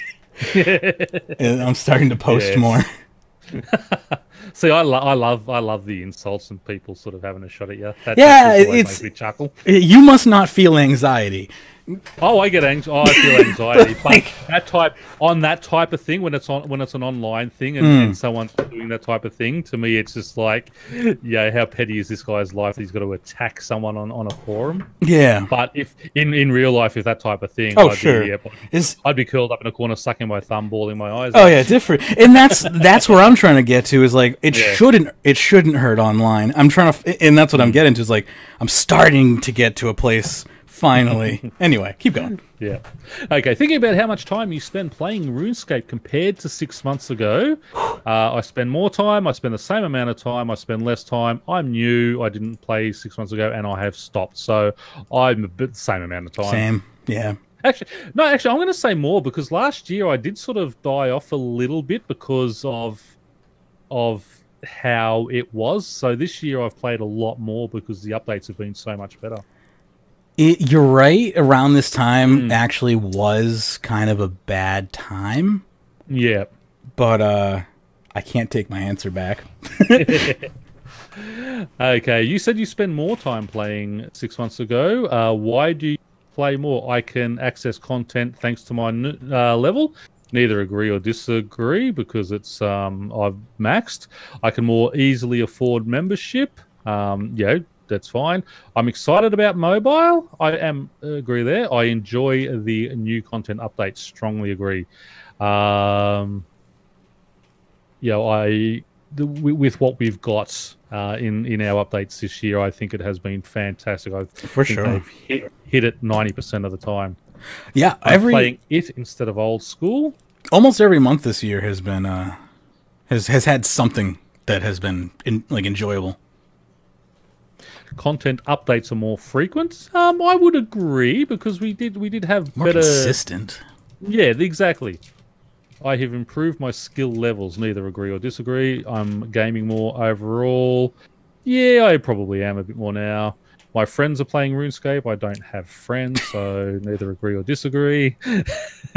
The game quality has improved. I agree there, and I rejoined recently, so I neither agree or disagree because that's not applicable. They don't have a not applicable. Yeah, they have a not applicable. I think middle is basically not applicable. That's why I was selecting that one. 20. What parts of RuneScape would you like to see explored more in the future? Gillinor in the distant future, Bilrak and the creation of Demonheim. I know that you would have checked that one. Yeah. You know me. This is hard to go over because actually a lot of this Elven Civil War in the 4th and 5th Age. I'd like to see that. See that I didn't check off. There's some there's a lot of stuff in here that I would like to see, and there's a lot of stuff in here that I would like to see, but I maybe not right away. And that's the thing is I checked off a bunch of stuff, but there's not you can't prioritize it. I would like this to be a 1 through 30. Or something. Yeah. This I would have. Yeah, I would agree there. Fremennik Crusades 5th Age. I mean, that'd be interesting, but Gillinor in the 7th Age. Not interested in 7th Age yet. Zaros Empire in the 2nd Age. I would have liked to have seen that too. Yeah, definitely. The Human Homeworld. Not. I mean, again, something I'd like to see, but not. Yeah, you know what? I ticked that box, and then I literally thought of a picture of it in my head, and I was like, that sounds boring as hell. Yeah. I mean, all the different worlds, the vampire world, the void knights, that type of thing, I would like to see them. First Age sounds cool, the first humans coming over to Gillinor, that sounds kind of fun. That's the only human storyline I care about, is pilgrimage. Yeah. The discovery of the Essence Mine and the return to magic in the 4th and 5th Age. Again, interesting, but not in my top. I'm probably going to select 5 of my top ones, and I'll lock it at that. That's fair. Xeric and the Age of Strife in the 4th Age. I don't know who Xeric is, actually. So... I don't either. I think that might be old school RuneScape. Oh, okay. Foundation of Falador and the Origin of the Black and White Knights. Demon World Infernus. I'd like to see that. Me too. I honestly was kind of hoping that ED2 was going to be in Infernus. Ooh, ED3. Oh, is it possible? Maybe. I don't know. I was hoping they put it in the Wilderness instead, but yeah. for But ED2. remember, because in the Demon World, we're going to be getting that boss where we're actually fighting inside the boss because he's so large. Oh yeah, is that ED3 or is that just a concept? Oh no, I don't know. That was what they were talking about, the boss on the Demon World. So okay, yeah, that sounds friggin' awesome. The Sky Islands, Abanar. I mean, we've been wanting this for so long. I think Abanar has now jumped the shark. It's I actually didn't take Abanar. So long, no, because it's been 5 years we've been asking and we never get it. Hype factor, exactly. Yeah. If you build something up too long, it's just not worth it anymore. It dies. The God Wars in the 3rd Age, mundane stories of town folk and village. Mundane? Well, if it's mundane, no, I don't want it. Shadow. You know what? I actually ticked that one off, funnily enough, because I was like, you know what? I actually kind of like to hear more, but if it's mundane, it's like. Well, it kind of I thought of The Witcher 3, and you know, you haven't played that game, I bet, but The Witcher 3 is filled with tons of just like side quests that are filled with just random villagers who just have little stories that it's just their life, and it's just mundane little stories about their life that doesn't impact your main quest in any way whatsoever, but they're just quirky little funny stories about like this little old like demented lady who has like a pot that's like in a house and she needs you to go get it, and then like it's just like clearly she murdered somebody, but like all she wants is her pot back, and it's just like, I don't know. I like stories like that. I'm a weirdo. Yeah, but to me that's what bottle quests are for. I just want more bottle quests. I agree with that. The Shadow Realm, Underworld, Deep Dungeon. Oh, more dungeoneering. Yeah. No. Dungeon King Conflicts, early 4th Age. First Age Settlers, the first people on Gielinor. That would be interesting as well. Yeah, that's the Incando Dwarves, Zaros and Seren, the early years. While I want to see more of that, I'm not ready for it yet because we sort of pretty much had a whole year of it in 2015. We need a little break from those two. Zaros and Seren, the early years, just sounds like a picture album from like their babyhood. That's it. The Dead Realm. Now, again, we've had a lot with the dead and all that over the past few Halloween things and such. So, again, something I'd like to see, but probably not now. Yeah. I didn't take Dead Realm either. Mainly because previous revisions of the world. I'm still kind of shook from Nomad's last like quest series with Sliske, and like I don't. That's what I mean. Yeah. I've had enough of that at the moment. No more. I'm still. It says in his name Nomad, but still mad I am. Yeah. Easterlands Beyond the Ark. I think I ticked it off just because I feel bad for Avernick. I would like to, but again, is it time for that at the moment? I like the art graphics. I think there's, I love the arc, but I still think I think there's so much more they can do with what art. Got a lot of attention with the Elite Dungeons. Yeah. Well, there's so much more they can do with the arc at the moment. So I think, going beyond there, it's just going to be sort of more empty space. I think we need to tie up what we've got down there with our, with our fruits and our seeds and all that we get down there. Start doing some extra things that can be brought back to the proper world. Did they even in there enclosed? Did they even bother with the islands that were once turtles? Like, didn't they have PvP plans for that area? And they were just like, yes. And then they decided they were going to do it in the next part of the next group of islands out. Ah, gotcha. Yeah. Guthic's origin story, the Noragi. Again, I think, Guthix is dead now, much as, he is my favourite god and such. Do we really? We know he's dead. Do we want to see an origin story? Mm, I'd like to, but again, it's not a priority for me. yeah. Southern Lands beyond Karamja. Now, see, there's something I would like to have a look at and see maybe where we get our fossil islands and all that type of thing there. So basically, I said I was going to choose 5. So the 5 I chose were Elven Civil War, Zaros Empire, the Demon World, the First Age Settlers, and the Southern Lands. Cool. So don't remember the ones I chose exactly, but I can peruse through them and try to pick again. I definitely chose the First Age. Zaros Empire is definitely one that I chose. I know I definitely didn't choose Human Homeworld because that sounded really boring to me. Yeah, we live on one. Yeah, already there, seen that. Void Knights, I love the Void Knight story. Yeah. I really want more of that. I checked that off. That was probably, yeah. Actually, I am going to add that as well and make it 6 because I really like that. And having played Shattered Worlds, I think if we did do something with the Void Knights, there could be a lot more we could sort of add into Shattered Worlds and make it more. Yeah, that'd be cool. I loved the Pest series. I love Pest Control. Yeah. And I'd love to see more done with the Void Knights. So Pest Control is the only minigame I this game. yeah, it's a great minigame. It's really one of the few that have stood the test of time. But yeah, those are a few of my favorites. Yeah. All right. Okay, so moving on, what locations you'd like to see more of from the RuneScape universe? And again, tick as many as you like. You better tick the Fossil Wilderness. Island, I want. Yeah, piss off. Now, Valmore, which is Tempestus Proud, I'm going to assume that is old school. Yeah, I think so. Zenaris, I would love to see a rework of Zenaris. I definitely ticked off Zenaris. Have a bit more exploration there. The Dwarf Realm, I'd like to see more through Keldegrim and such. I have a question. By taking off Zenaris, it's on the moon. Does that basically mean we want to see other off-planetary bodies? I'm having a hard time saying that. Do we want to see other extraterrestrial planetary bodies by taking off Zenaris? No, I think it just opens up Zenaris more. You know, we find sort of... there's already that one little... Okay, it just means we like to see more of Zenaris. Inside. Yeah, maybe open up more of the inside and things like that. Gotcha. Yeah, as I would love to see more of Zenaris. That's what I meant. Yes. Okay, cool. Yep. Karenda's an old school, I know that. Yep. So the Fremenic Lands, Relica, Miscellanea.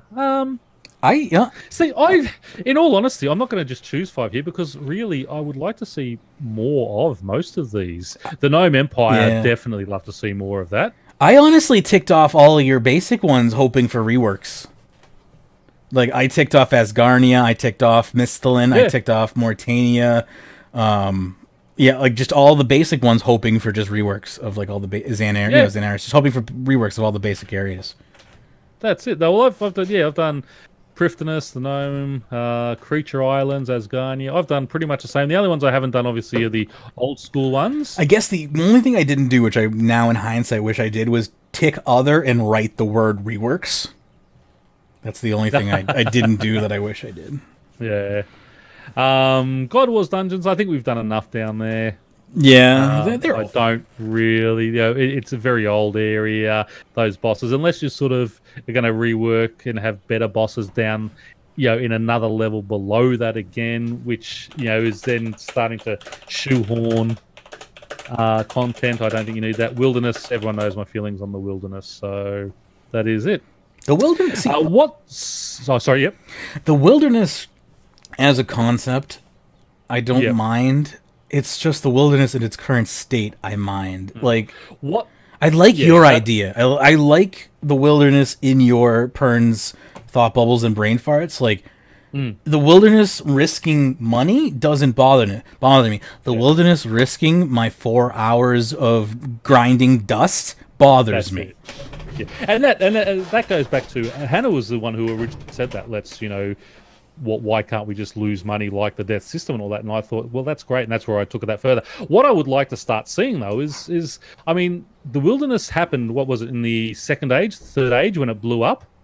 Yeah, something like I mean, that. we're now in the 6th age. It's time to start reclaiming it and such. And this is where things like the player-owned farms can start working into it, where it's going to cost you. You have to hire. Say you have to go to the Rogues Den and pay them to protect the area for you, but you can start opening up some little farming lands or little villages and all that. But it's going to cost you money. It's going to cost you resource. You have to pay them with food. You have to pay them a certain percentage or something. I think I just had an idea. Opening all that type of thing. Yeah, the farming patch. We can reclaim that as the next part of the farm. We work out something with the King of Varrock, and he sends an expedition out there, and we set it all up. So we're going to be reaping rewards from it, but we also have to make sure that the NPCs are being paid to do this and protect the area and things like that. Maybe things like that. You can have raids and things. You get a warning. You need to get out there because there is demons about to raid the farm. You need to get out there and help protect it, things like that. That's the type of thing. World Event 4. Are you down to get brown in the wilderness? You started the farming patch. Everyone has to dump dragon manure. Starting there. Fill the entire wilderness with a layer of dragon manure. It's got to be just a nice thick sheen. And then we just seed the entire thing, right? And by the end of the world event, the entire wilderness is just a beautiful, lush, that's it. grove. Yeah. It's beautiful. What it used to look like. Exactly. We gotta just get together, and we all need to farm dragons, and then just dump poop everywhere for like 3 months straight, and it will be good. That's my plan. Back to the survey. Yes. Okay. What single quality most captures what makes RuneScape compelling for you? We had quests, random gameplay such as treasure trails and dungeoneering, directed gameplay like slayers and daily tasks, time-based gameplay like your farming and ports, comedic characters, cooperation with others, gathering resources, competition with others, relaxed gameplay I can multitask with, large time investment to complete. Somewhere my opinion matters, combat triangle, max level 99, somewhere I feel at home, easy mob fighting and hard boss fights, player-to-player trading like the Grand Exchange, minigames, social alternatives to grind, PvP combat, harsh death system, runes being a key part of the world, deep crafting systems, complex and difficult achievement system, a fantastical yet believable world, none of the above or other. It's tough, right? I love my resource gathering, but hard to choose one. It is very hard to choose one. I'll tell you what I chose if you want. Oh, wait. Yeah. Are you sure? I don't want to influence you, actually. No, I was sort of thinking, I mean, that large time investment, it is not a game I complete in 6 months, which has obviously held me that long because there is so much content, constant content and different content. I mean, while I love gathering resources, there's times when I just love going and fighting and, chasing. I mean, really, I probably, the achievements, I love ticking off achievements. And part of the achievement system, I would say, is reaching your 99s, reaching all those type of things. So I will probably say that. Yeah, so for me, it's all about gaining XP. Now, you'll notice that's not an option. So yeah, for me, it's obviously complex achievements as well, because that is an achievement. I mean, end, that's just, it's part of the achievement system. So that's yes. Right. Getting to those 120s and all that type exactly. of stuff. That's, you set your own, while there may not be goals in the game, they're the goals you can set yourself. They're still achievements. Yeah, exactly. Yeah. And that's what I think makes RuneScape so monumental, is just it has insane levels of achievement paths that can take years to complete, which can be extremely off-putting. Yep. I just one of our viewers, Lurker says 99 is not an achievement; it's just the beginning. Yeah, and that scares the shit out of a lot of people. Yeah, I know. I really wish that they would realize that and start, looking at serious content between 99 and 120. But anyway. They will. Moving on. 23. Which existing storyline in RuneScape are most important to you? Tick as many as you like again. The Elder Gods, the Trolls, Xeric, Vampire, Goblin, World Guardian, Elf, Marjarat, Pirate, the Knights, Black Knight, White Knight, and Void Knight, the Penguins, the Dragonkin, the Sea Slugs, the Desert, the Dwarf, the Monkeys, Zaros, Gnome, Elemental Workshop, Fremennik, Tsar, Slayer, Dragon Slayer 1 and 2, Demon Slayer, and Signature Heroes. Now, Zaros I love, the Gnomes I love, the Void Knights I love, Elder Gods, I mean, I want them. I don't know if I want them now, but they are still, very important in the game, I think. The World Guardian, I don't really... I'm not a big fan of being the World Guardian, but the way they've designed it where, we can't be that influenced like other people and we can keep getting resurrected, that's sort of behind that storyline. I do like how they've written it in. I don't know that we need to sort of continue any further on that. I love the Magerat series. Elemental Workshop I really enjoyed. The Fremennik area, I liked that. The Vampires I liked. Goblins, I wasn't a big Goblin one, or the Trolls, or the Pirates. If the Goblin... Monkey, Dwarf, Desert are all sort of I can take or leave. Dragonkin I enjoyed. I'm going to tick that one off. Goblin area just needs a graphical fidelity rework so badly. Half the game does. I'd love them just to put on a team where Desert is another area. Once a year, they just do an upgrade. Once a year, they just have a team, 2 or 3 graphical artists who just work on doing that for a year. And if every 6 months or every 12 months we get a graphical update, I would be wrapped. Yeah, that'd be awesome. Signature Heroes I don't care about. Who is your favourite character of all time from RuneScape, old school RuneScape? That was hard too. My character said the RR man. I was just going to put Pyrnassius. To be fair, I was going to write the World Guardian, so... Which? I was going to write the World Guardian. Okay. Just to be cheeky, so I didn't want to write myself. I was going to write the World Guardian to be like slightly indirect about it. Yeah, I was going to say my favorite character is me. While I am a big Guthix fan, I'm going to put Zaros because I really do think his storyline is very, very interesting. Me too. That's exactly the Zaros and Saren storyline. I find very compelling. Yeah. In your own words, what makes RuneScape games unique or different from the other games?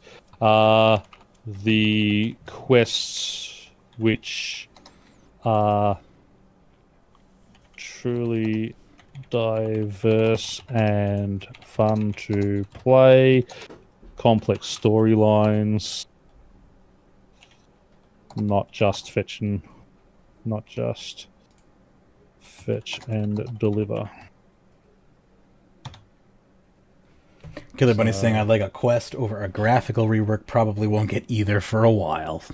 Sad. Well, that is one. Yeah, that is the one thing I do hold against them this year. Where at the end of last year they said we'll get at least 6 quests, between 6 and 8 quests this year, and we've had 2. Yeah. So that is, and I know there's some other things that have come up, but I am really disappointed that we didn't get, at least 4 quests. Yeah. I mean, what are we? We're at the end of September. We've got 3 months left, and we've had 2 quests. So that is the one thing that hurts me the most. But anyway, moving on, and now think about what is most important to you in RuneScape. What is the most important to you in a piece of RuneScape content?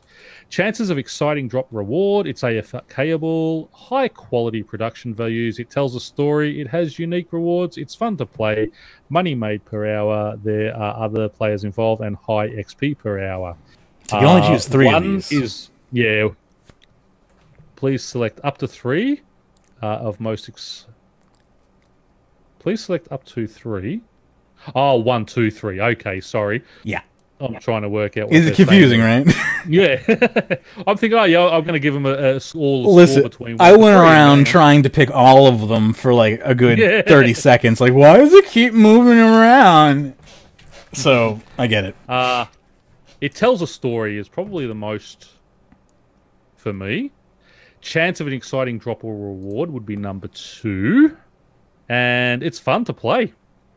See, Actually, fun to play is number 1. Yep. The story is number 2, and the chances of an exciting drop or reward is number 3. Because I love a good reward from a quest, not XP. So, my number 1 is obviously it's fun to play for obvious reasons, because something that's not fun to play shouldn't be in a video game. Number 2 for me should be it has money made. It should be that it has something exciting, some sort of exciting or reward or drop. Yep. And number 3 should be money made. Yep. As far as story told, that's only important to me if the piece of content is a quest. That's true. If the piece of content is a boss update, the story told is minorly important. If the piece of content is a farming update, it's not important at all. Like, story is only important in certain situations to me. That is actually a very good, because I think of this game more on the questing side of things all the time, because that's the main reason I play. But I actually will agree with you there. That's probably not the most important. Well, it is important in certain It's the most aspects. important thing in a quest. It's not the most important thing in the entire game on every update. So I do agree with you there. Okay, next up. Which of the following big changes would you like to see in RuneScape?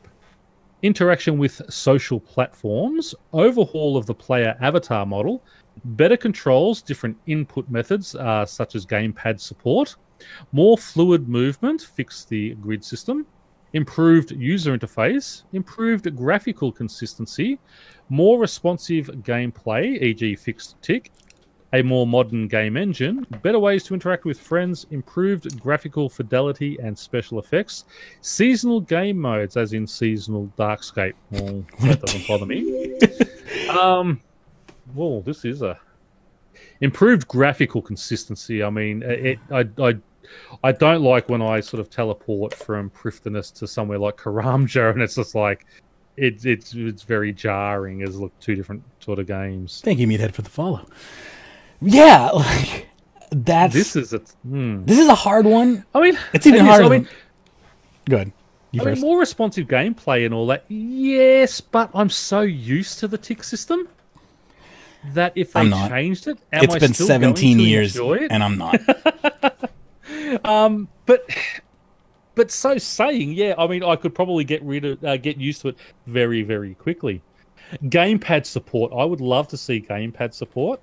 The ultimate joke here is that they put Darkscape and the tick system on the same thing here, making the Darkscape people choose between Darkscape and fixing the game tick, basically. That's the real joke that I enjoy the most here. An overhaul of the player avatar model, again, doesn't bother me overly. It's hard to...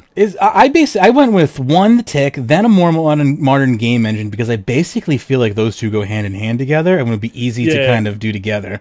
And then I think I went with improved graphical fidelity and special effects. But I'm not 100% sure if I'm remembering that correctly. I want improved graphical consistency, I think, where, and I think that sort of ties back to graphical reworks where the game looks the same game throughout the entire world. Yeah. So they're the three I would go for. So I've got, and again, with you, I said the more modern engine, because I really do think an XT engine is brilliant over what we had. Yeah. So I think if more and more that we do in that... We need to get Java off of the back end for sure. Yeah. And the more responsive gameplay, I was sort of tossing up between that and the input methods with the gamepad, but I think I would very quickly get... And especially in Australia, where we do have a bit of lag anyway, I think being more responsive would be better overall for the game. I can't imagine. Go ahead. No, I said so. Yeah, I again pretty much agree with you there. I can imagine like tick system overhaul day one, and I'm sure there would be a beta, so day one wouldn't be ultimate chaos. But I'm just imagining a world where there was no beta, because it amuses my brain. It would just be absolute chaos for all PVM. Like, people would just be dying left and right. And, my brain. Why do you envision these horrible scenarios? Now, this next question is interesting because Yeah. we know that they are working on something else, and that is how interested would you be in another game set in the RuneScape universe? And we've said all along that they need to just concentrate on, the IP of RuneScape now. They've tried other things and it hasn't worked. So I think just setting things in RuneScape, that is their niche. That is what they should be doing. Yeah, I'm interested to see how you vote here because I said interested. I would be interested to see. okay. Probably not very. Sort of interested and somewhat. I'm sort of in between somewhat interested and interested. Okay. Actually, I'm going to say somewhat interested because I think if they do, it'll be more on a PvP style of thing. If they do, I went with very interested just because I want to see them create another product. Because they've got all this money lying around, and they're doing stuff with it, but they've got more than they know what to do with. Like, I'm just looking at their profit margin. They've got more than they know what to do with. Do something with it. People are going, oh, they've made so much more money the last couple of years than before. But don't forget also they're open. Yeah. They would have still been paying off that disaster, the Transformers universe. It would have taken them a couple of years to pay off. It was 2012, 2013, 14. I'm pretty sure it would be reflective in their financial earnings still, if that was the case. I'm pretty. I'd say that. I'd say they've already paid that. Yes. By 2014, they would have paid that off. So yes. People saying 2016, 2017, how much money they've made. Yes, that's you're comparing it to. Yes. Had a lot of problems. You're right. Okay. Oh, yes. So, I get what you're saying now. Yes, correct. Yeah, they're finally making money without a horrible debt incident and whatnot. No bad overheads from previous things. And I mean they've opened up a publishing wing and they're going to start allowing third party studios, other independents. which is awesome. And I would also like to see them put money into trying other IPs, and if RuneScape is what they want to develop their IP under, I say go for it. And if it's not successful, whatever. I mean, RuneScape's still going to bring in tens of millions of pounds a year, so whatever. Well, that's it, and that's what I think. I think RuneScape is the IP they need to continue on with. So, keep going with that type of stuff. Develop it, bring in. Maybe some of these worlds that they do, like Abenar, make it a separate game. But that'll give you can it'll link back to RuneScape because it'll be all the Avianti and all that. But it'll be a new world and a new game in itself and things like that. Could be. That could be interesting. Anyway, moving on. Now, thinking beyond just RuneScape, we want to learn a little bit more about why you play video games. Please take your time to think about how accurate the following phrases are for you when you play a game. How often do you follow things when you play video games? Not specific to destroy and kill everything you can. Group up with other players and enjoy co-op gameplay. Jump, run, shoot, aim, hide. Compete against other players to outplay them. Think and plan your next actions. Now, this is a hard one for me because you really only play RuneScape and poker. Yeah, I do dabble in some other games, but that's all I really do. I mean, group with other players and enjoy co-op gameplay. I love sort of like on the Xbox when I play my son. I love competing against him and trying to kick his ass because he just defeats me all the time. I love games where you have to think and plan out. They're the type of games I like. Run, jump, shoot, aim, hide. 50-50. I can take it or leave it. The co-op thing, I'm not really enjoying. I'm a solo player. Destroy and kill everything you can. Well, again, depending on the game, but if it's that type of thing, and this again sort of leads me to think that this, with that previous question, that they are designing sort of more of a PvP style RuneScape game where if they're making a MOBA, so help me God. I would hope it's not a MOBA now. I would hope it'd be more like a battle royal, like it better Fortnite and that type of thing. It needs to be. Mark my words. It needs to be an MMO survival shooter. Yeah, it's what it needs to be. If it's not an MMO survival shooter, it won't survive. That's it. No pun intended. You've got to come out where you're, and you will have to pick a class. In a You'll have to be a mage. You'll have to be an archer. Can you imagine a first-person survival shooter in the RuneScape universe? So I'm trying to imagine that, and I'm having a slight hard time, just a tiny hard time. Anyway, Yeah, it'd be interesting to see. But anyway, let's move on to question 30. How often do you do the following things when you play video games not specific to RuneScape? Get to know all the main characters and their backstories. 50-50. Put a lot of thought and effort into customizing your character. I never do anything like that. I just take what they give me and go. Focus on increasing your stats. Well, that's pretty much the main thing you do. Try out as many different things to test what the game lets me do. I'm fairly high on that. Accumulate achievements and collectibles. Again, that's why I play the games, to do the achievements. Yeah, I'm super high on achievements. When there's achievements in a game, that's what I aim for. Like, when I was playing Crash Bandicoot and other games I play, online games where, there's 5 stars you can get, like even on the what was that stupid bird game we used to have? Angry Birds versus Pigs. Angry Birds, yeah. I mean, I had to get 3 stars on everything. I'd keep playing until I'd sort of got the 3 stars. Those sort of achievements are the things I go for. Yeah. Okay. Number 31. How important are the following game elements and activities to you when you play video game? Again, not specific to RuneScape. Figuring out the best strategies. So that's fairly important. Completing all possible missions and achievements. Extremely important. Helping other players. Not important at all. No, I would say 5 there. Taking the time to practice and master the game, an 8, and outsmarting my opponents. Again, is it in-game opponents or is it other player opponents? I'd say probably 7. You like to outsmart them, but it's not the be-all and end-all to me. I just enjoy doing what I do. How important are the following game elements and activities to you when you play video games not specific? Being able to create custom content and customization, neither here nor there. Becoming as powerful as possible. Obviously, you want to build up your character to be the best you can. Number 1 right there. Yeah. Discovering characters with interesting backstories and personalities. I really enjoy that, so I'd give that number 9.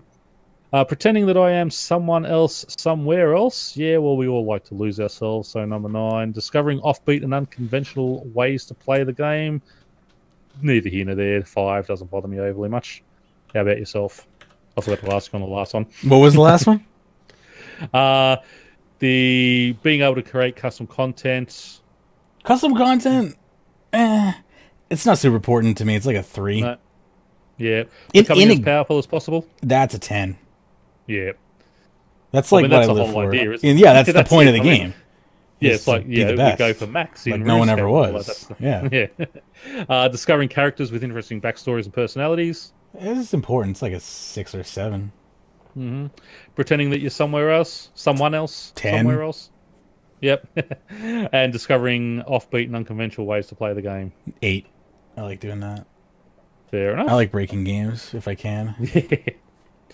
33. How much do you enjoy the following game elements and activities in a video game? Being on the edge throughout the experience that requires quick reaction times. I don't like it. Again, I'll say 5. That's why I don't PVM. Yeah, that's exactly. It's not important. I mean, it depends on the game. It depends on the type of reaction I have to make. That's a stupid answer, actually. I don't know. I generally don't play a lot of reaction-based games. And when I do, I play them for short periods of time. Very short, yeah. Yeah. So that's why I just went in the middle there. Yeah, I'm probably a 4. Yeah. Being able to beat the game at the highest difficulty level. And again, depending on the type of game, if it's a quick reaction shooter type game, then it doesn't worry me. But if it's something like RuneScape, being able to get up there and get to that highest level, I like. Yeah, and being not specific to RuneScape, I'm at like a 5 or a 6. Really depends on how passionate I am about the game specifically. Well, again, that's why I went 5 there myself. Yeah. Being an agent of chaos and destruction. Well, again, I don't care. It depends. Again, it depends on the game. Is it a game where that's required again, actually, the enjoyability, or in a game where it's not required, 10. In a game where it is required, 1. Because like Morrowind, Skyrim, 10. Being an agent of chaos in a game like that is so much fun. Just like blowing away people that have no idea that they have it coming. That's the best feeling in the world. But yeah, playing a game like where you're a hell demon and that's just like what is expected of you, it's boring. Yeah. Being part of a team and working towards a common goal. Again, 5, I don't care. I mean, I hate working in a team. solo person. Yeah, I'm mostly I'm a lone wolf that joins packs mainly when there is an enemy too large to take down. You know, I'm a greater good team fighter, and then I'm a lone wolf for know. All and that's situations. me. I mean, I much prefer solo content. Yeah. I don't like team content, which is funny in an MMO. But I know. Well, I like having people around me, and I like trading knowledge with other people. I just don't want to trade resources with them. I guess. Yeah, I don't know. Sit there and I put it same as sports. Like I don't want to be the one to let the team down when something goes wrong. Yes, that's a big thing. Well, that was a big like I was in with Destiny, and I was playing some Destiny with Sudwood, and I think I played one raid with him, and it took like 3 hours, and we did it, and it was fun, I guess, but I was just so stressed out by the end of it, and like I felt so like at certain points that there was just so much pressure riding on me that like I didn't want to let people down. Like I was like, I'm never doing this again. This isn't a video game. This is like I feel like I'm being trained in the army. Like I don't want that kind of stress when I'm trying to have fun. So yeah, I don't. That's just not what I come to when I'm looking to get out of my own life. You know. Yeah. And finally, being better than your opponents. Well, again, I'm going to choose 8 there because being better than my son at the games is important.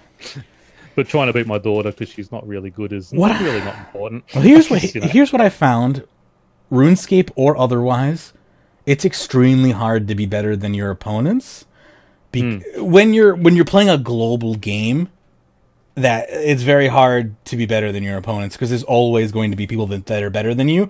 And when you're playing a PvP game, the AI system, the ELO system, or whatever the matchmaking system is being used is always going to try to find people that are better than you to match them against you to give you a challenge.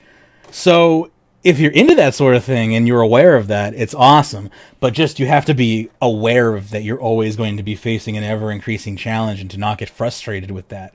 So as long as you're cognizant of that and you don't beat your head against the wall because of that, cool. It could be a great time. But it can also cause burnout real quick if you're not careful. Yeah, that's it.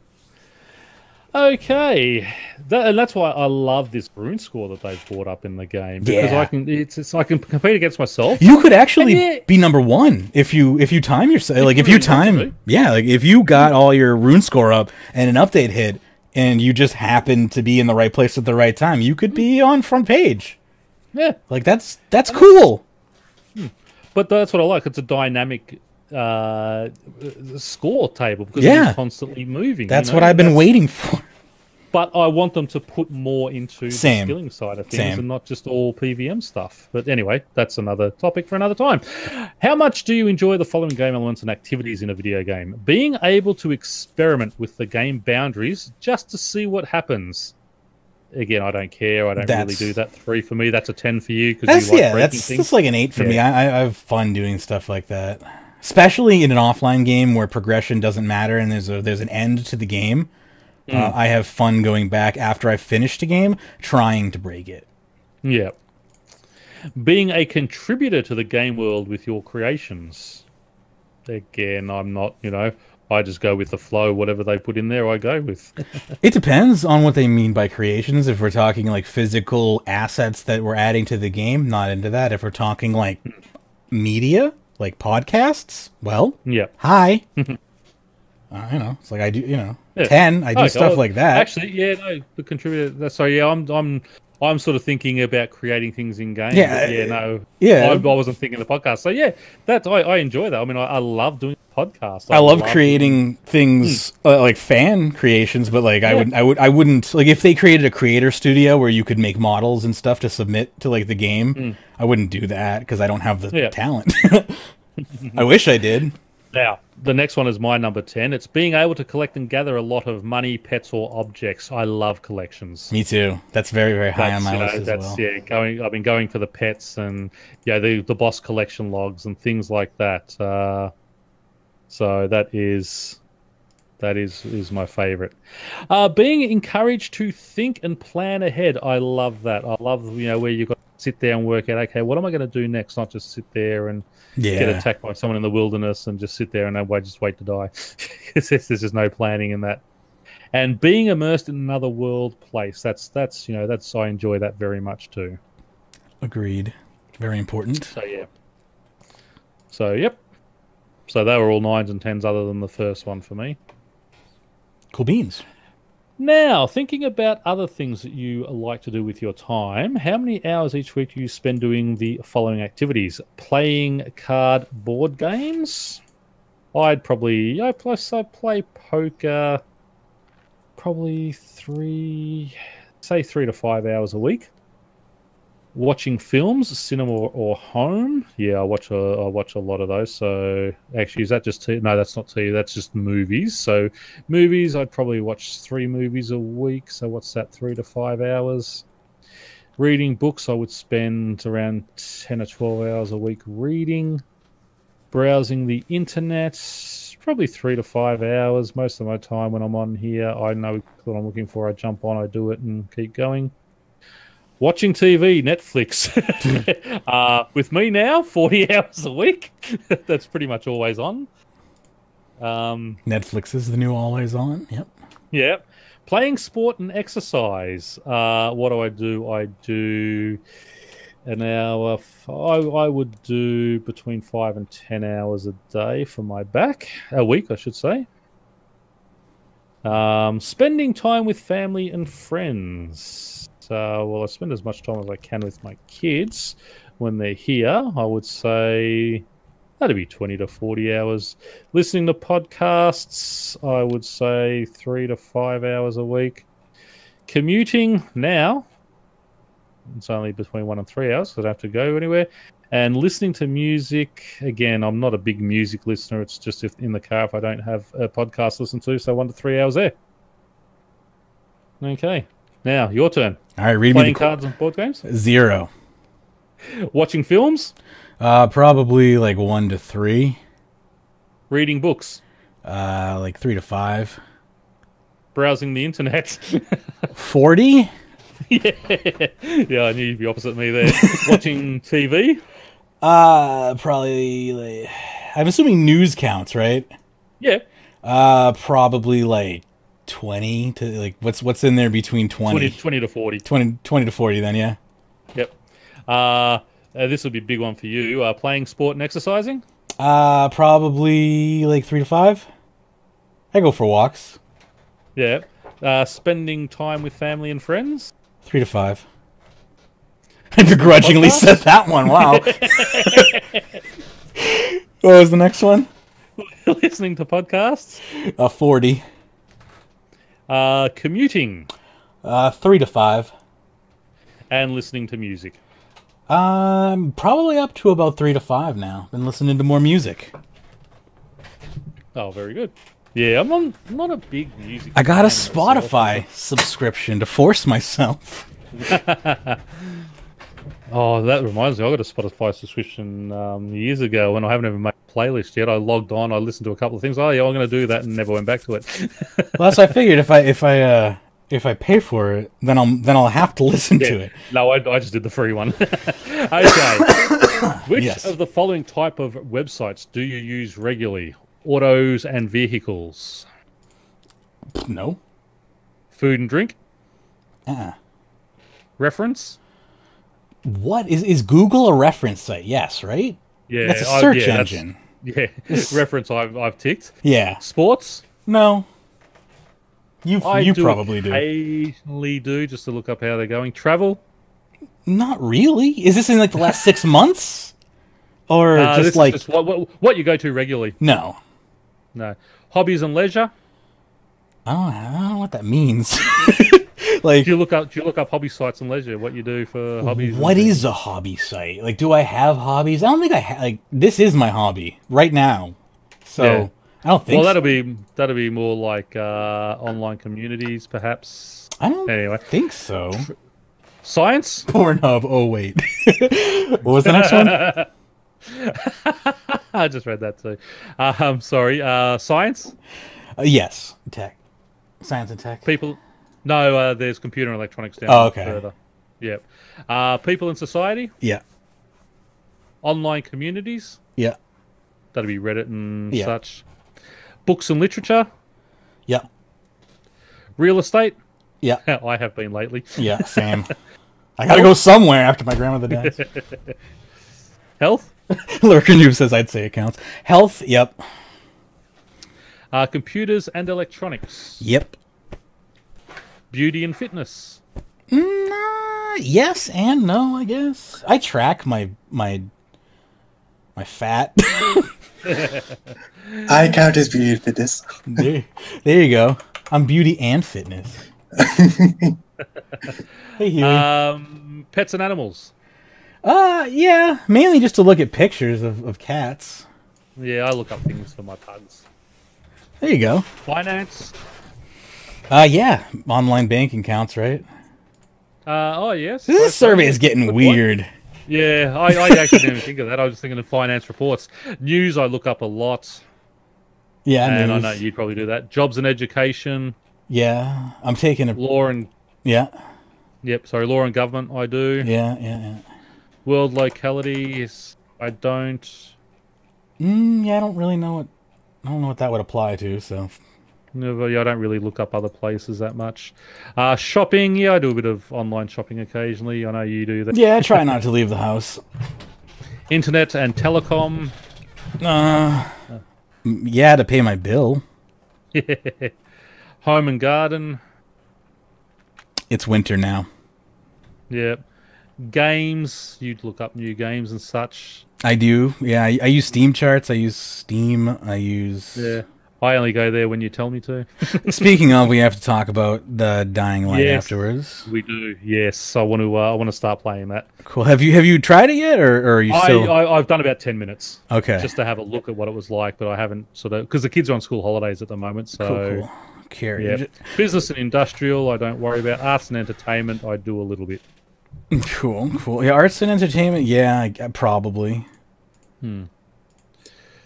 Okay, which of the following social and websites, social networks websites you use? Just all of them, but Instagram and Snapchat Yeah. if it's on there. I use Discord, I use YouTube, I use Twitter, and I haven't even heard of half of these other ones. I use Facebook. I definitely use Facebook.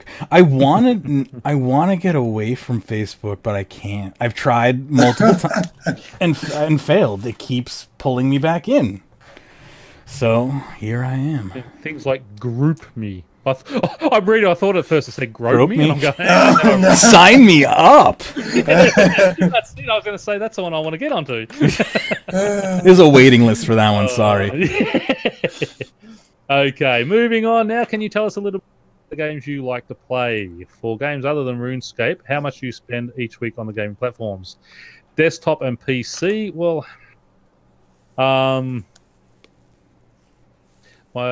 if it's other than RuneScape, it's pretty much desktop. I'm starting to dabble in other ones, so I'll say 1 to 3 hours there. Laptop, I don't. My laptop's solely for RuneScape.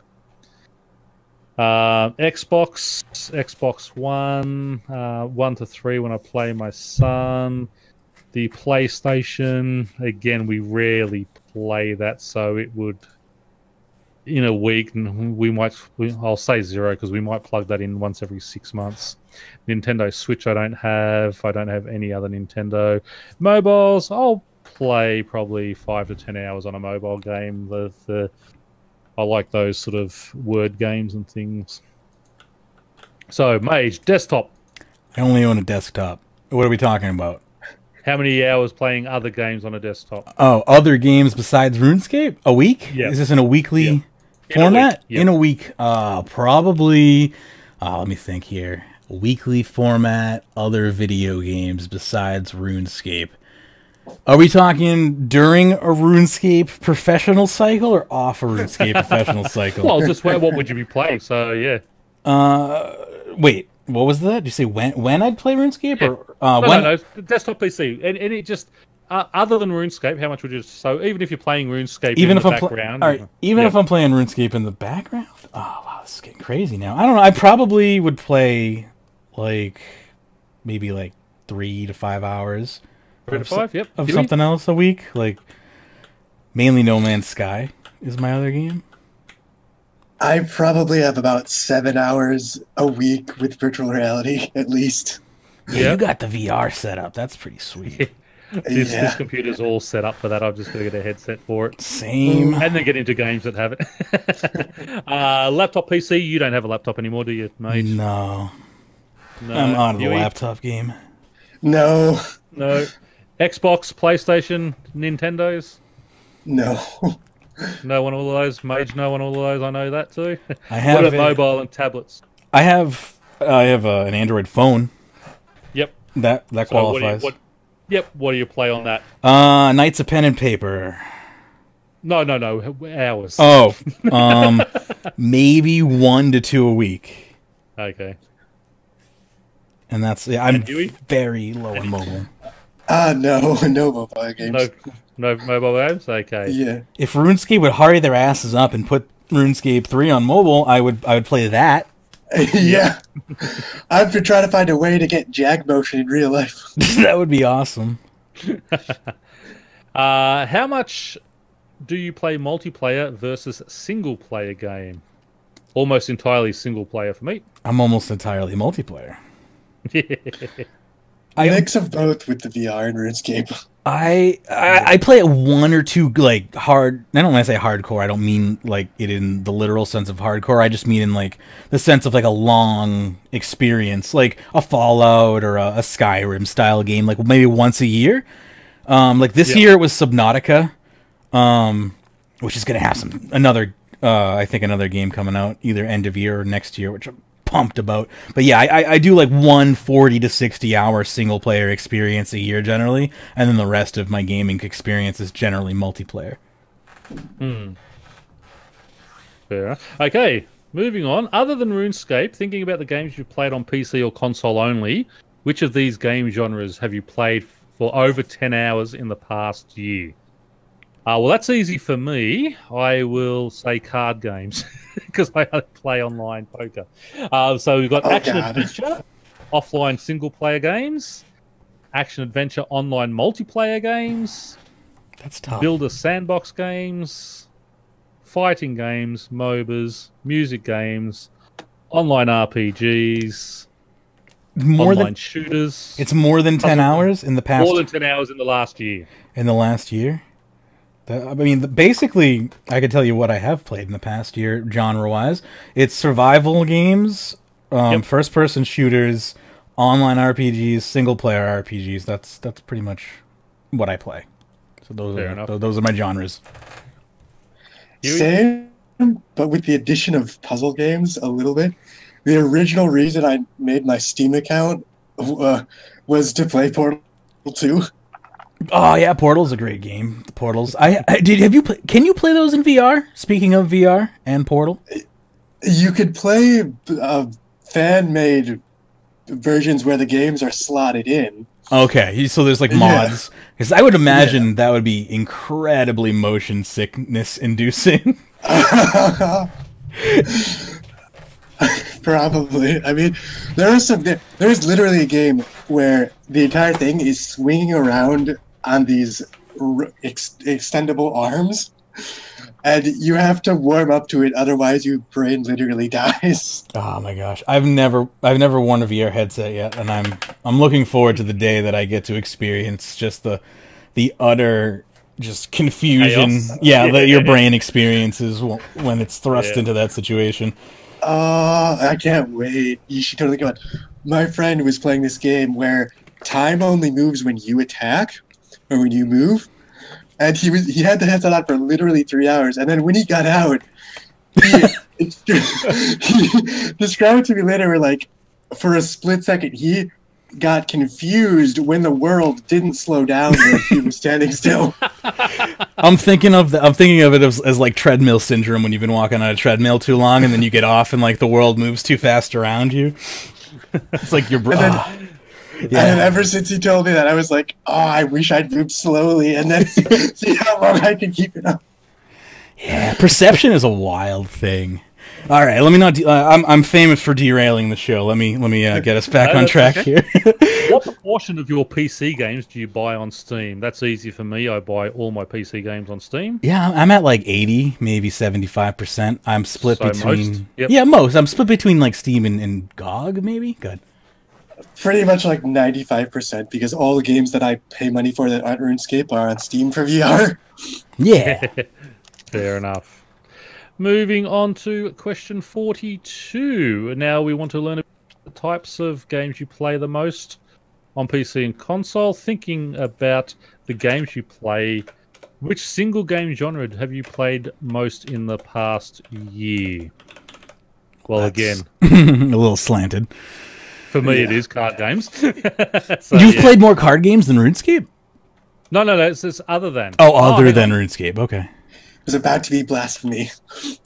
Hang on. Actually, it doesn't say. We wanted types of games you play the most. It doesn't say other than RuneScape. I didn't think it did. Yeah. Okay. No, sorry, you're right. So RPG for me. Oh. Yeah, online RPG for you, actually. Yeah, RuneScape. Yeah. Okay. Yeah. Because it's got example RuneScape. So it's the only game I basically play other than.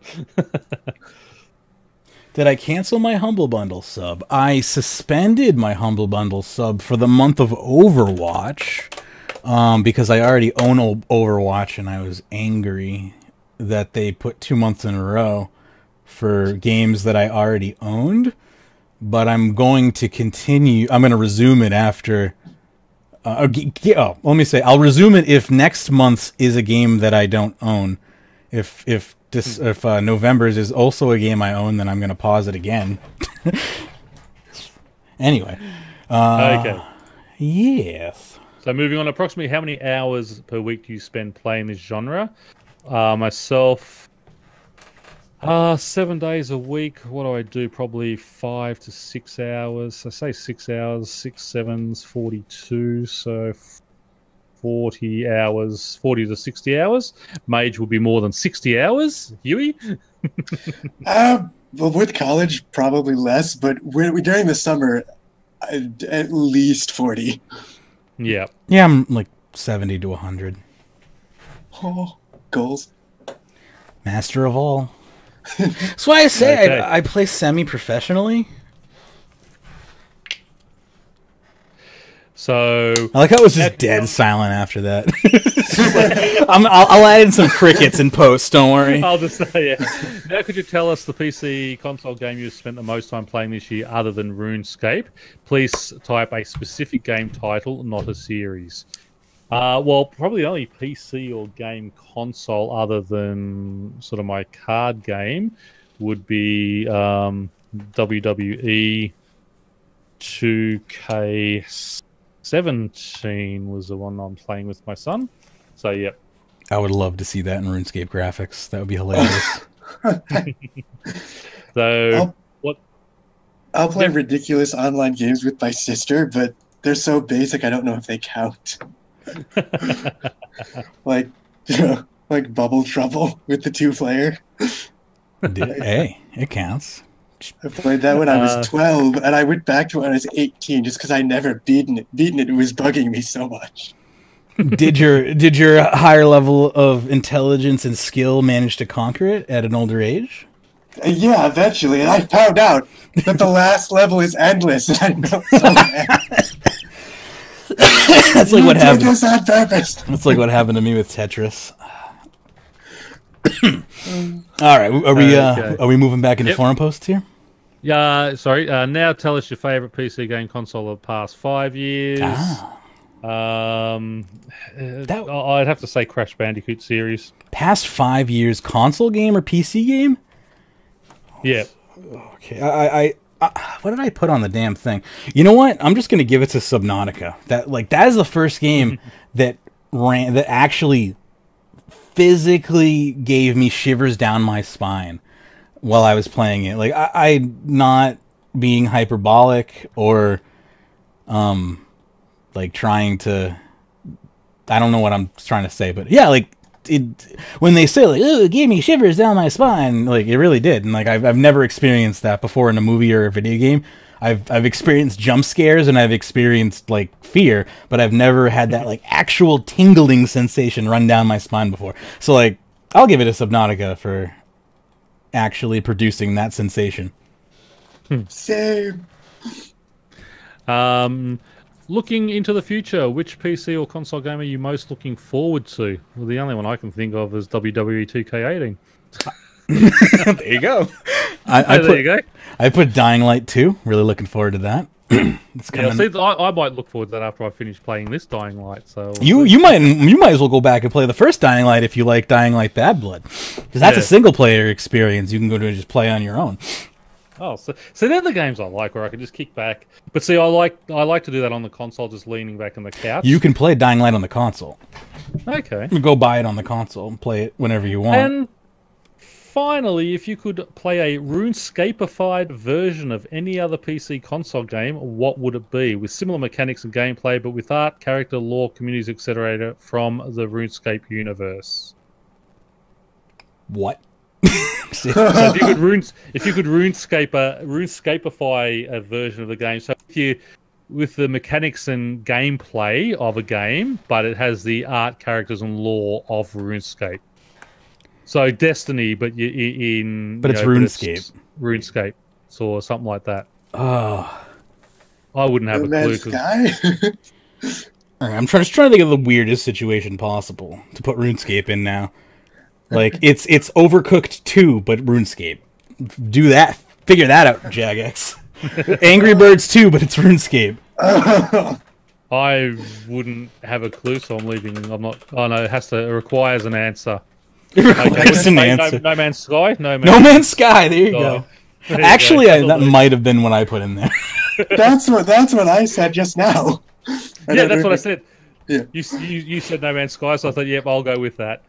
I know a lot of people talk about that. It's a great game. That's a fantastic. It runs like shit, even with my slightly powerful computer, but it's still fun, even at 30 frames a second. Oh boy, I feel like Angry Birds, if it was marketed as throw your favorite Jmod at a building, I'd be like, oh yeah, it's just mod Oz, but it's just like little Jmod's heads, and you're just throwing them at it. Oh, that'd be fun. And then the pigs are actually just in-game bugs. Yeah, yeah, that'd be good. No, the pigs are like Flare Fox, and we've got like little shawny heads. Oh, Lurker new car mechanic with RuneScape theme. Now you're thinking, what would you be taking apart and fixing? That would be interesting. I kind of like the creativity behind that idea. What Jmod that got fired was you just put his body parts back together. Oh, yo, what's that surgeon simulator with Magebit? Oh God. Oh, I should have put surgeon simulator. That would be horrifying. I wonder if anyone put that as the answer. All right, let's see here. Okay, next up, do you currently own a smartphone? Yes. One of the answers should be it's 2018. What model of smartphone? Mine is the iPhone 6S. Funny enough, I don't know if it's because this is a UK company, but my smartphone wasn't on there as an option. What I would have loved, though, is you've got the LG, haven't you? Yeah, I got the LG V30, which I think is called something else in the UK. Okay. Why? I mean, they should have asked me this question like last year, where I could have had the iPhone 4 and it's not even there. Oh, Jesus. The next set of questions, how you use your tablet for gaming. Where do you spend most of your time playing mobile games? Out and about. Out and about, yeah. Oh, I like that. Bathroom or toilet? What? Are those two separate things for some people? The bathroom's over there, the toilet's in my bedroom. Thinking over the past year. Your computer seat. How often do you pay outright for a mobile game? Never. I've never bought a mobile. Same. I play the free ones. How often do you make an in-game purchase? never made an in-game purchase. It takes me forever to play them, but I get there in the end. I got Elvenar out as far as I can go, and can't go any further because now I have to spend money to buy land. I can't do any of the unlocks anymore. Oh. Okay, let's learn a bit more about the type of mobile games. Thinking about the games you play, what game genres have you played for over 10 hours in the past year? Action adventure, trading game, battle cards, board games, casino games, World Series of Poker. I play all the time on my mobile. Party games, puzzle games, I play. Word games, I always play. Racing games, RPGs, shooters, simulation games, game dev tycoon, Plague, etc. Strategy games, survival games, and location games. So, yeah, that's it there. I mean, do you play a lot of mobile games? Nah. I play some Knights of Pen and Paper when I'm bored, and I'm waiting on RuneScape Mobile. Yep. So I can word games are my favorite, so... Me and my sister compete in Slither.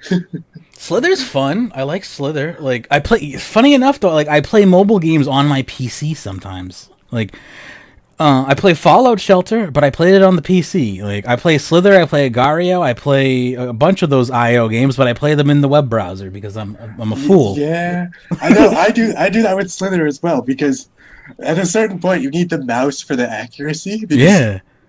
I'm just owning noobs who are on the phone because I'm flying around them. Oh, I love. I looked up like strategies for Slither and then just memorized them, and then if you get good enough at them at the right time, then timing is just the issue. And on top of that, it's free advertising because I just name myself runeweek.com and I just go around eating people. That's the best. Yeah, it's good stuff. Continue on. Thinking about the games you play on mobile tablet only, which single genre have you played for the most in the last year? Again, for me, probably the word games the most. Yeah, it's RPGs for me.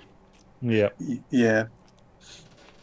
So these are all obviously such, but approximately how many hours a week do you spend playing this genre of game? 3 to 5 hours. If I didn't have a computer, I'd be super into mobile games. I just want to make that clear. It's just my options are... Or if I was stuck out of the house more than I am, I would turn to mobile games more. It's just it's just because of my situation. Tinder a game? It is to some people. Oh my lord!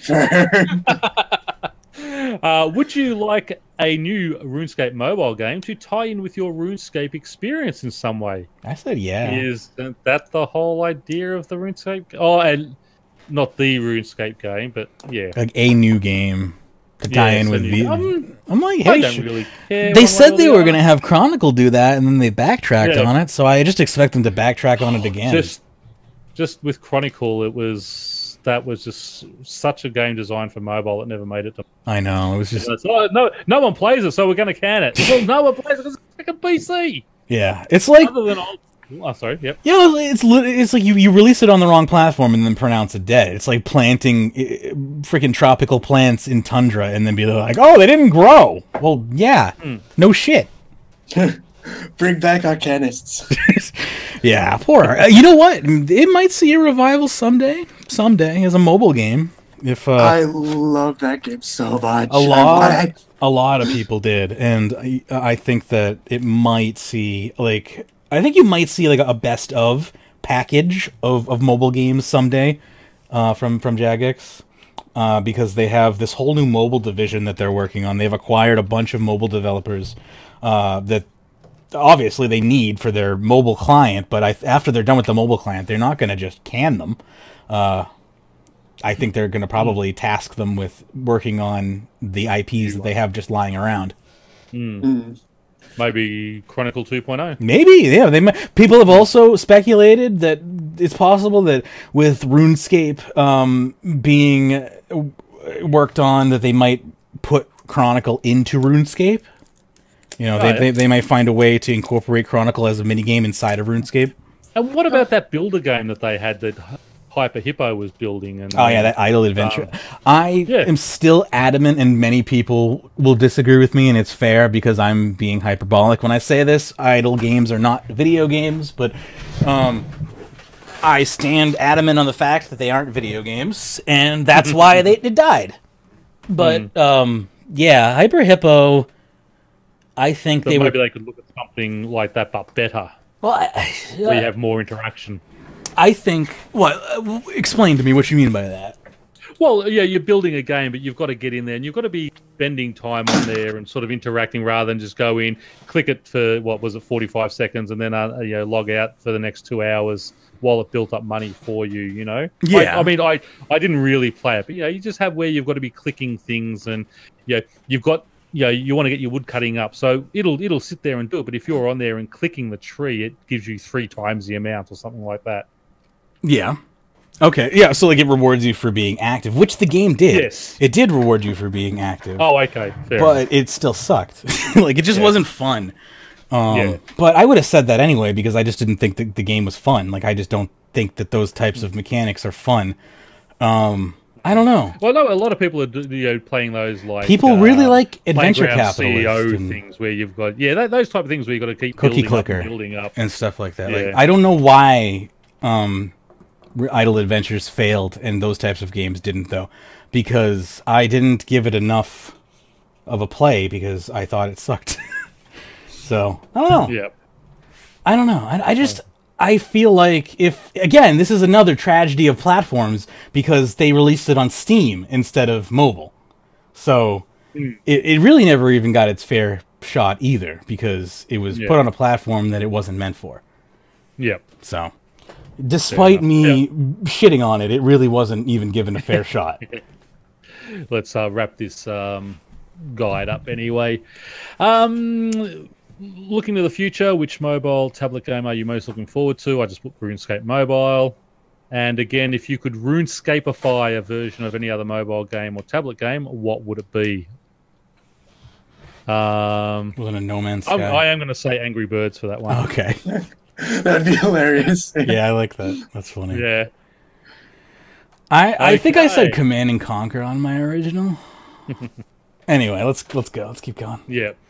Thinking of the RuneScape universe, how interested would you be in seeing a new RuneScape game in the following genre? What platform would you like to see? Select up to 3, one being your most interested. PC, Xbox, mobile tablet, PlayStation, or Nintendo Switch. PC number 1, Xbox number 2, PlayStation number 3. Actually, no, because I want mobile and tablet too. Yeah, I went with PC, obviously number 1 because that's where it belongs. Yeah. I went with Switch number 2 because technically speaking, that's I think where it's most technically feasible. Number 2, and number 3 Xbox because I just that's where I would probably put it. Number 3, if I were to buy a console, I'm probably more likely to buy Xbox than Switch. Yeah. Well, I'm getting my son a new Xbox soon, so that's why I said that one. Yeah, and I'm just after Sony's recent debacle with their account sharing issues, that was the last straw. That and their lack of innovation on hardware has just basically said, nope, I'm on the Xbox bandwagon, and I have never said that in my life. So that says something. Okay. Thinking about PC console, which genres would you most like to see a new RuneScape game in? Action adventure offline, action adventure online, builder sandbox, card game, fighting game, MOBA, music game, online RPG, online shooter, puzzle, racing, RPG offline, shooter offline, sport, strategy, or survival. I'd like to see a survival version. Number 1. If they did that well enough, it could be amazing. Yeah, I don't want to see a MOBA version. I made a joke about this, I think, in general chat. So I was like, I want a combo of my 3 choices, actually. offline single player focus, definitely. Actually, I'm going to swap that around. Offline single player focus number 1, survival number 2, and strategy number 3. I had online RPG, MMORPG number 1, number 2 strategy, and number 3 survival. So basically what I want is an online strategy survival RPG. Thinking about a mobile tablet only, which genre would you like to see RuneScape in? I'll be off mic for a second, BRB. Yep. I would... Casino game. Okay. That's, yeah. Because that's what we want to do with kids. It doesn't have card game. I would like to see it as a card game. Party game. Okay, I would like to see... Well, it's not really designed for a word game. They had card game up the top on a PC, yet on a tablet, they don't have a card game there. It's a conspiracy. That's ridiculous. It's a ridiculous conspiracy. Yeah, I know, but that is just stupid. Oh.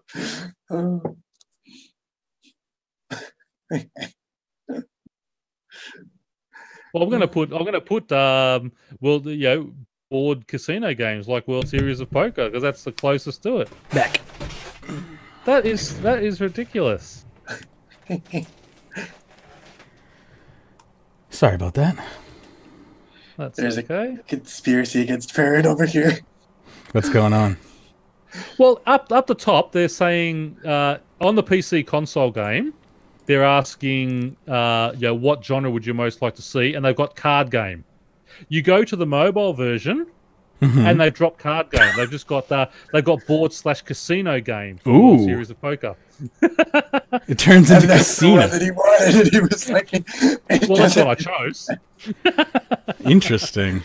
We're gonna have RuneScape gambling on mobile. Awesome. I like how it turns into a casino game when it goes to mobile. Yeah. Okay. Flower building game. Thinking about your past video game purchases, which of these was the most important factor that convinced you to try out a game? Word of mouth, seeing a friend play, familiarity, reviews on gaming websites, aggregated reviews, reputation of the game developer, reputation of the publisher, being recommended in-store, watching video game trailers, adverts, promotions, watching gameplay online, streamers online, watching esports, non-gaming website. Well, mine's always word of mouth because Magebit says, get this, you'll like it, and I bought it, so that's what I did. It's Smart. like 3 games I've bought are the 3 that you've told me to. When I bought Civilizations, I haven't played that yet. Yeah, you're supposed to play it with me. I know. I had a look at it and tried to work it out. Couldn't understand how it was all going. I've got to try and find an instruction thing. It's a complicated game. It would be a good idea to play if you play around with me. If you play on my team, I can teach you how to play it, so you won't get annihilated in the first 200 turns. Because that's basically how I had to learn, was with somebody there, so the NPCs won't destroy you. Anyway. And then next up, which of the following gaming websites do you regularly visit? PC Gamer I've heard of. Twitch is my only one. I've never heard of any of the other ones. Those are the only 2 I ticked off. Neoseeker. I know Kotaku. I know a bunch of them. I just don't go to them. I only go to PC Gamer and Twitch, really. Yeah. Sometimes I go to Rock, Paper, Shotgun, but not often enough to check it off. I go there accidentally. Just play Civilization on earliest difficulty. Mentioned that you're a fan of MMORPGs on PC and console. Which have you ever played? Well, I bought Neverwinter. I've played a little bit of that. I want to buy Elder Scrolls Online. That's a fun game. Sorry? It's fun. Elder Scrolls Online. And I do have a copy of Lineage 2, but I've never even... It's still in its wrapping. So I'll just do those two. Lineage. I've only seen the mobile version of Lineage 2. I don't know if they're the same. Which of the following MMORPGs have you spent more than 10 hours on? Well, none, because I've only sort of had a little bit of a play. It'd be under an hour on both of them, so I'll say none of the above. Which MMORPG did you play the most? RuneScape, obviously. Mm-hmm. And which of the following upcoming MMORPGs are you planning on when they are released? Chronicles of Illyria, Life is Feudal, Ashes of Creation, Pantheon, Rise of the Fallen, Jeweled Universe, Velnor Rock. They've given me some really interesting names to search, but I haven't heard of half of these. No. Same. Ascent Infinite Realm, Crowfall, Camelot Unchained, Trial of Ascension Exile, and World of Warcraft Classic. Yeah, they're releasing classic servers for a while. Yeah, that's mildly interesting, but I didn't really even like WoW when it came out, so is it really interesting? It'll be funny to say that they're copying Jagex, though. Yeah. Yes. They deny that wholeheartedly, but I don't believe them. World of Warcraft originally was a copy of RuneScape. I agree with that. No, but I agree with that. Yeah. Probably I'm just going to say none of the above, because other than World of Warcraft, which is more of a fighting game, I think, sort of more PVM. Yeah, it's a much more PVM focused. I mean, Camelot Unchained sounds interesting if it is sort of King Arthurian, but yeah, other than that. Anyway, let's move on. You have reached the end of the survey. Thank you. Thankfully. That was a long one. Oh, yeah. it sounded long. Aria wants to know if you ever feel burned out. Yeah, I did after that freaking survey.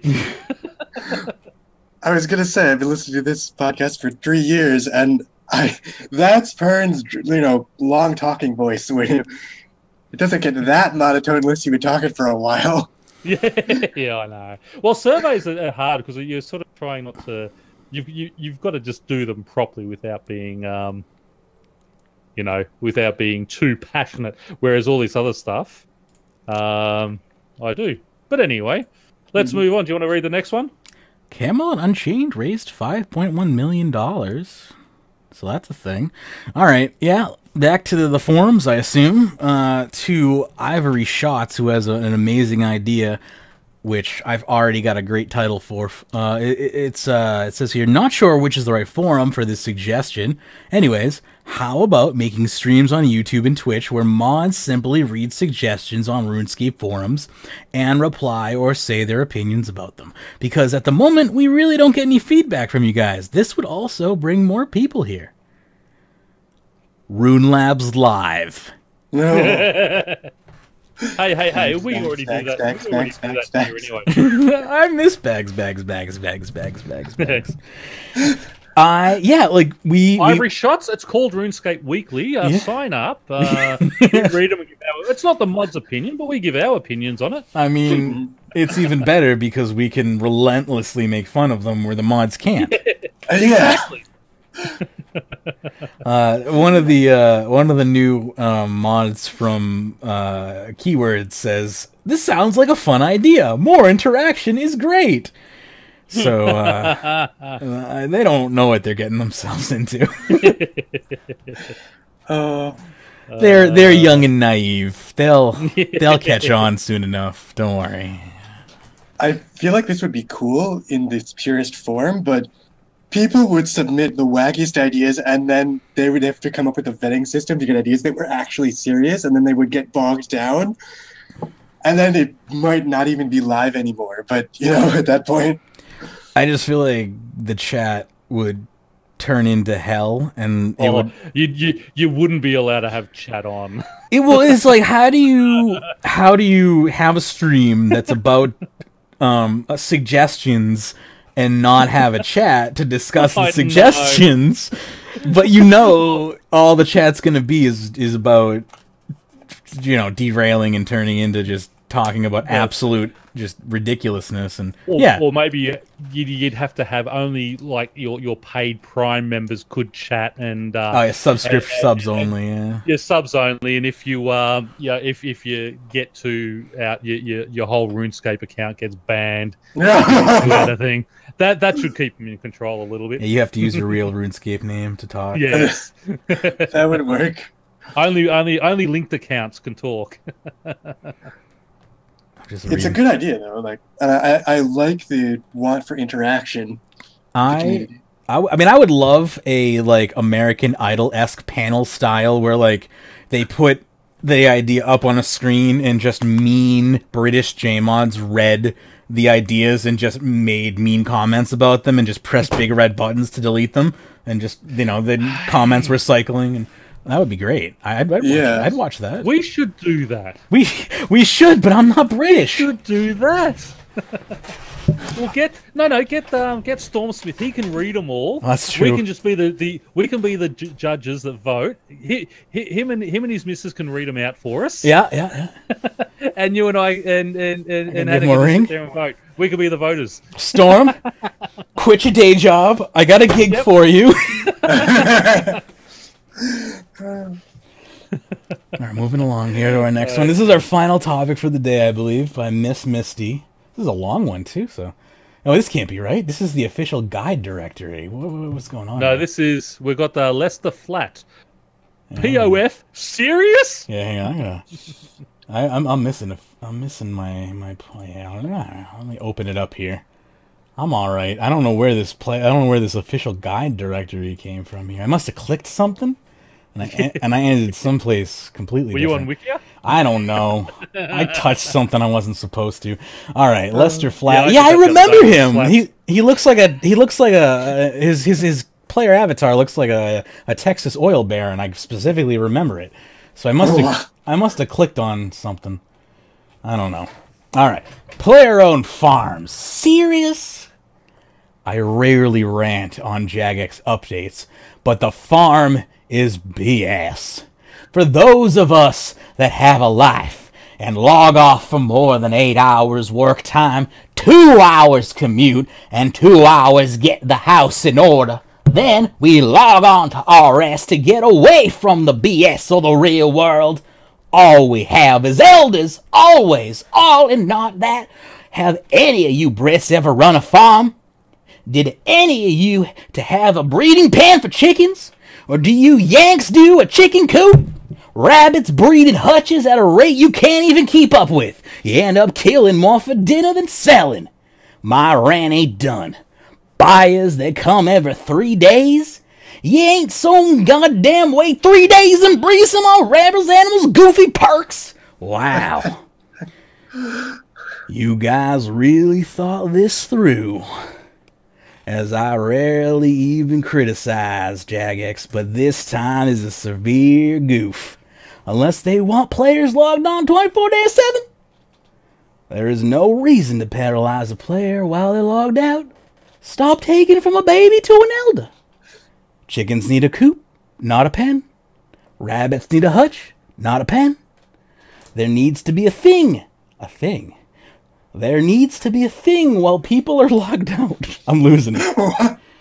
The animal needs to grow to the next state. I hate logging in after 3 days on the road, painting everything in sight to find all my stuff as elders. I'm sorry. Oh, God. It's the only accent I can still do and get away with on the show. I mean, I wish there was perhaps a way you could select next stage when checked, or next, or let it grow fully to elder. Yeah. But that would, I mean, that's probably difficult to do in game. I think the way they've done it is the best way they can do it. I'm not a big fan of the limited number you can sell to the to the buyers. I mean, up in Menopause, remember when you agitated scarabs? You can do as many of them as you like, but as you go more and more you do, you get less and less XP for. I would like to see. So with your rabbits, you can sell 12 rabbits, and you get your 27 beans, and then your next 12, you lose 10 or 20%. So the next lot you'll only get sort of 24 beans for, and then the next lot you'll get 20 beans for, and just have it like a sliding scale. Go down, or even if they say they take off 20%, so you're going to lose 6 beans every time you sort of reach one. I think that would be a better way.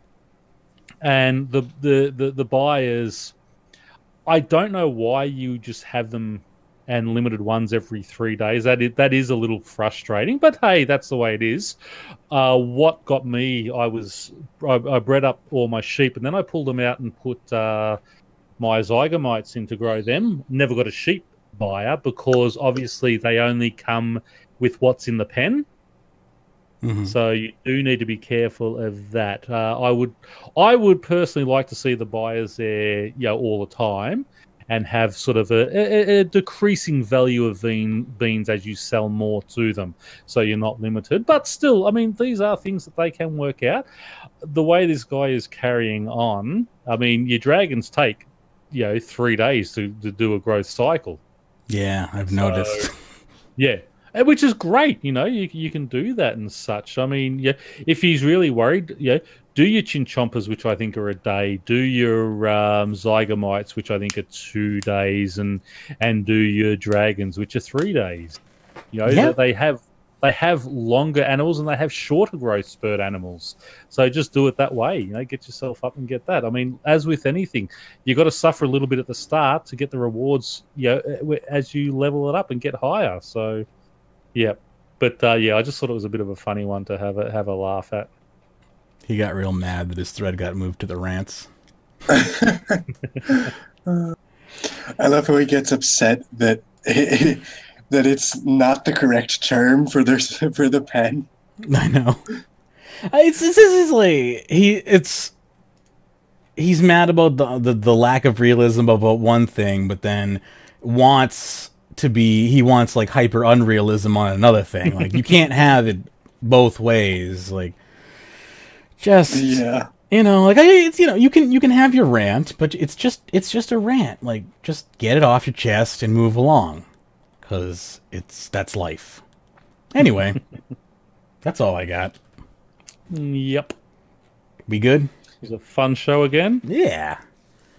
It's nice to see you catch the end of it, Huey. Yes,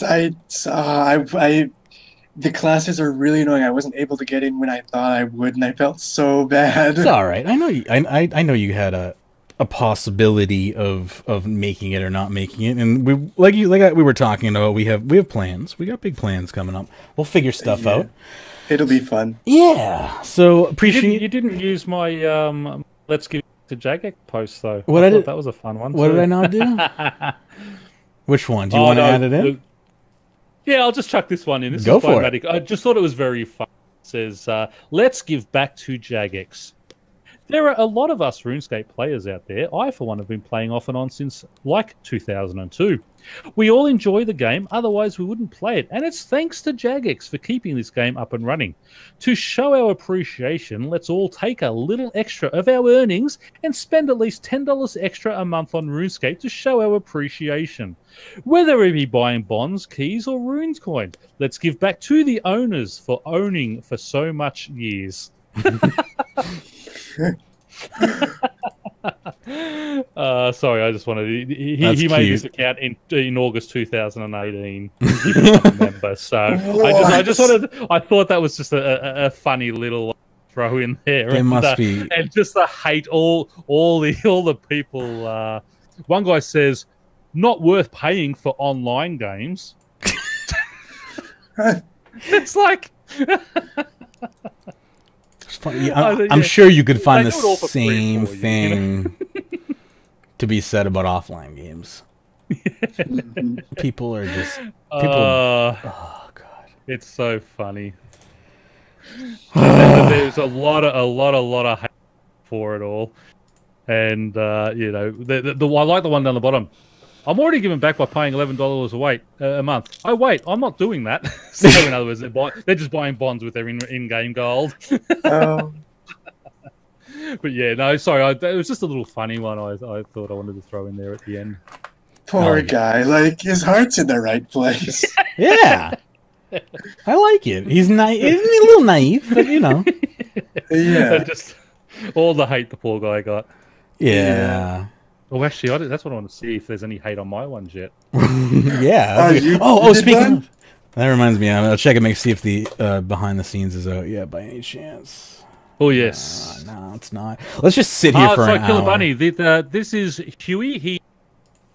He's going to be joining the podcast, and he's a new informant that we have. We actually didn't really introduce Huey because he's coming in the middle of the the thing. So tell us a little bit about yourself while Mage looks that up.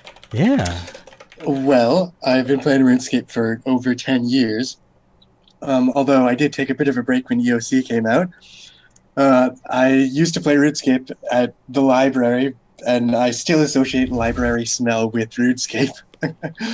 I maxed quite recently, and I've been going for comp. I'm slogging through Dungeoneering and having a chuckle at myself because it always reminds me of how much Mage loathes it.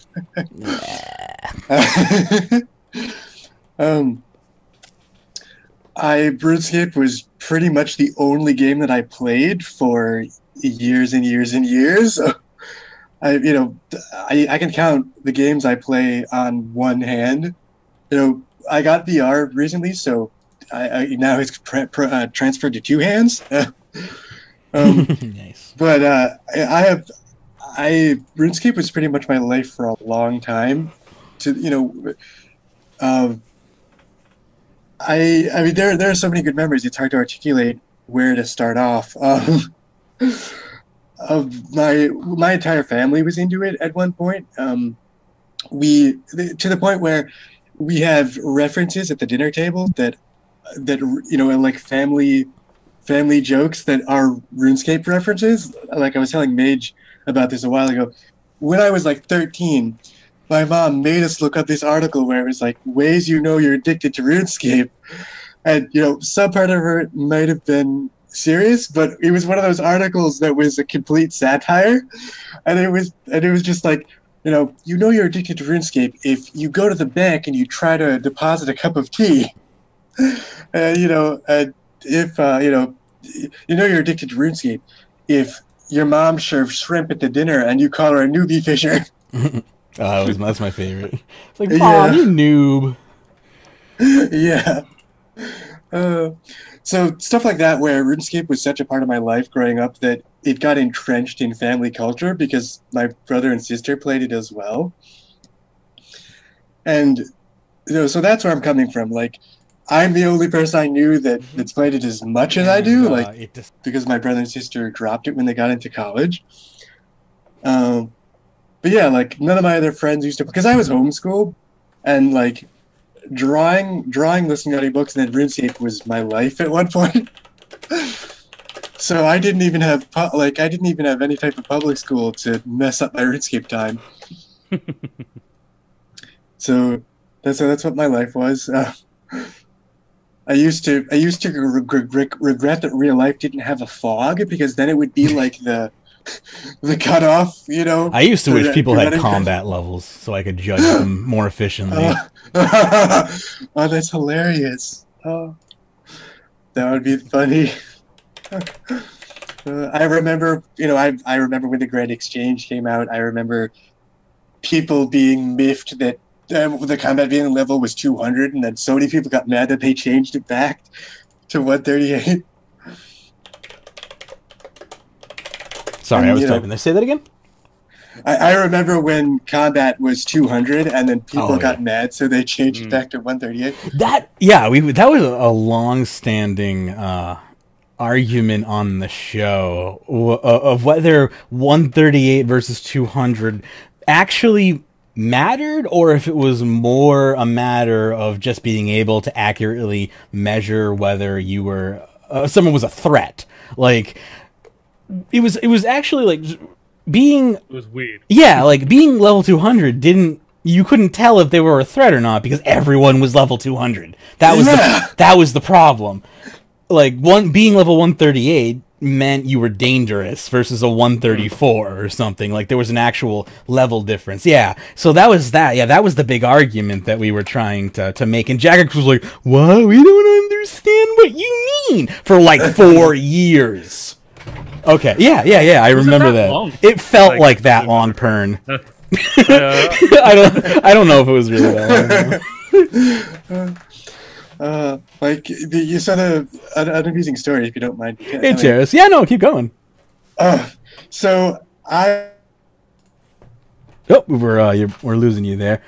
Testing. My family for I'm back. being the person who was like more into lore than me, and so he would have a bunch of quests done, and then I would be the person who was known for having, Herculean levels of patience with things. So I would stay at Green Dragons in the wilderness, like back when, when the wilderness wasn't a PvP area, when they had reverence. And I would just kill Green Dragons for hours and hours and hours. And because I wanted to save up for the, Armadale armor back when it was super expensive. Yeah. Because all I would do was rage. I was addicted to using range. Like at one point, my range was in the 90s. Like this was back in 2006. Wow. And then my combat levels were like 50 and 60. So and then 90 was really high back then. But so I was like addicted to range. That's all I would do. I hated range back then. That's impressive. Yeah. And so like I killed in Green Dragons. Can you imagine how long you would have to do those to get the Armadillo helmet, which was like 30 mil or something ridiculous, And so I saved up. I finally got it. And then I'm going between the maid training arena and wherever it is you get the cobwebs, where you get the god staves, and there was a safe area. And I was going between there with all, and for some reason I didn't deposit my stuff in the bank down there. So I had my Armadillo helmet, my root crossbow, all this expensive stuff that I had saved up. And then right between the cobwebs and like the outside, I get hit by a player killer. And this was after the player killers could do that. And then I die. And I'm like, please no, And then he just mercilessly kills me. And then later, I am looking up player killer videos from like 2006, 2007. And like looking at player killer montages. And then this guy dies with an Armadillo helmet on. And then the commentator is like, I like how he says, please no. And then that was me. That was me. Oh, God. That was literally my character, because he clicked on the name to click attack, and then I looked at it. I looked on the name. I had to pause at the exact right moment, and that was literally my character. Oh my God! It was the best thing ever. Oh, the wilderness. It can make or break you. And then my brother has never stopped teasing me that, yeah, you might earn more money than me, but then you spend it and die. That's like David. He may be a freaking multi-billionaire, but he stakes it all. Oh no! I got so lucky at the staking arena. I mean, that said nobody ever except you. Good. I swear, even though it's 50-50, there is some type of intuition to where if you guess right, you can have a reasonable chance of knowing when you win. But then that intuition is flawed enough to where you think you win and then you lose it all. The next two. Yeah, that's how psychics think they have powers and then get disgraced eventually. Yeah. I would love boxing, but everyone would use the polypore. I'm just terrified of bug abusers because I know there are so many out there that just have the ability to just rig the fight against me, and I don't know who they are, where they are, and when it's going to happen. I experienced that once, for some reason, he had an amulet, and I don't know. But, so the one time I used I'm boxing, I'm losing, and I go, okay, I'm gonna, you know, just take everything and use a polypore staff for 100 mil on a random person. And I didn't know polypore staking. Like, there was a whole different dynamic on what the ratio would be for when you would hope to win. And I was about to die. He had more health than me. And then my tick must have been better because the next hit destroyed all of his health and I had like 2 health left. And then I won it. It was the most glorious thing ever. Wow. And then I won 100 mil and I was completely in shock. And at the time, like, I just listened to the podcast where you guys were reviewing the one of the first reviews for the mining and smithing rework. So I was like, if certain of the armors will be, if tier 90 were going to be used for this ornate armor, tier 90 will be expensive. So I had spent all my money on that. It was funny. Yeah, I remember that. I remember that specific conversation. You're like, I don't know if you mentioned that you won 100 million at the time, but you were asking me if you should invest in those armors, and I was like, yeah, if he doesn't completely change the design document, which I don't know if they've completely changed the design document, have they? I feel like they have. I can't remember. But that just amused me, like, to see myself die in that video, like, all those years later. Yeah, that's got to be crazy. It was so funny. I just joined a group on Facebook of RuneScape nostalgia posting. You're only allowed to post pictures and videos of RuneScape 2 and RuneScape 1. So it's only not old school RuneScape, but only RuneScape 2 and RuneScape 1. So it's only like actual, like old 2007, 2006, and like pre-era RuneScape pictures. And it's just like, I just want nostalgia. Like, it's just fun nostalgic stuff. Yeah, I love stuff from those eras. Just seeing it. I don't want to play that game. I just want to see it. Mm-hmm. Playing it is so clunky. But anyway, where to are we that at? person who is like, who is this Huey person? To that person, I pretty much bribed way out of the show. That's not 100% true, but we need more people on the show, and definitely. we got Derp. We've been trying to recruit people to come on the show for quite some time, and I had no idea you wanted to come on the show. Yeah, I should have mentioned it earlier. But yeah, you're more than welcome to come on the show as long as you can make the time. That's the most difficult thing for people is the time slot. I'm so sorry about that. I swear I will come on the next opportunity. I will be there. No, it's all good because I have other plans as well, as we mentioned. That you happen to coincide with some other plans that I have. You got lucky, mister. I'll tell you what. It's because I've always got things happening in my brain, you know? And you just gotta be in the right place at the right time. That's just how it works out. That's life. Anyway, I don't know what I'm talking about anymore, so I should probably end the show. Pern, you got anything that needs to be said? Are we good? No, that is about it. I think I've said before, hopefully not this week, but next week I will hopefully start streaming. I do have an idea. I need to speak to the RR man, so if he is out there, anyone sees him, tell him to message me if I don't see him. I want to have a sit down and we'll try and work something out. But start Wednesdays and Sundays. Basically Wednesday week, that should start. Yeah, I need to also remind myself, add the patch notes to end of podcast. Okay, so got to do that. And we still don't have a update for video next week, so... Yeah, I didn't see a we've BTS. Been trying to stretch it. No. Yeah, I didn't see a BTS. I will check again, but Yeah, no, I'm on there at the moment myself, so nothing as yet. I will make one once October officially starts. I'm starting Achievement Fridays, so the show will transition into Achievement Fridays, which basically means there will be a 10-minute break after the show, which I will not stop streaming. It will just go to an overlay for 10 minutes where there will be music or silence or something.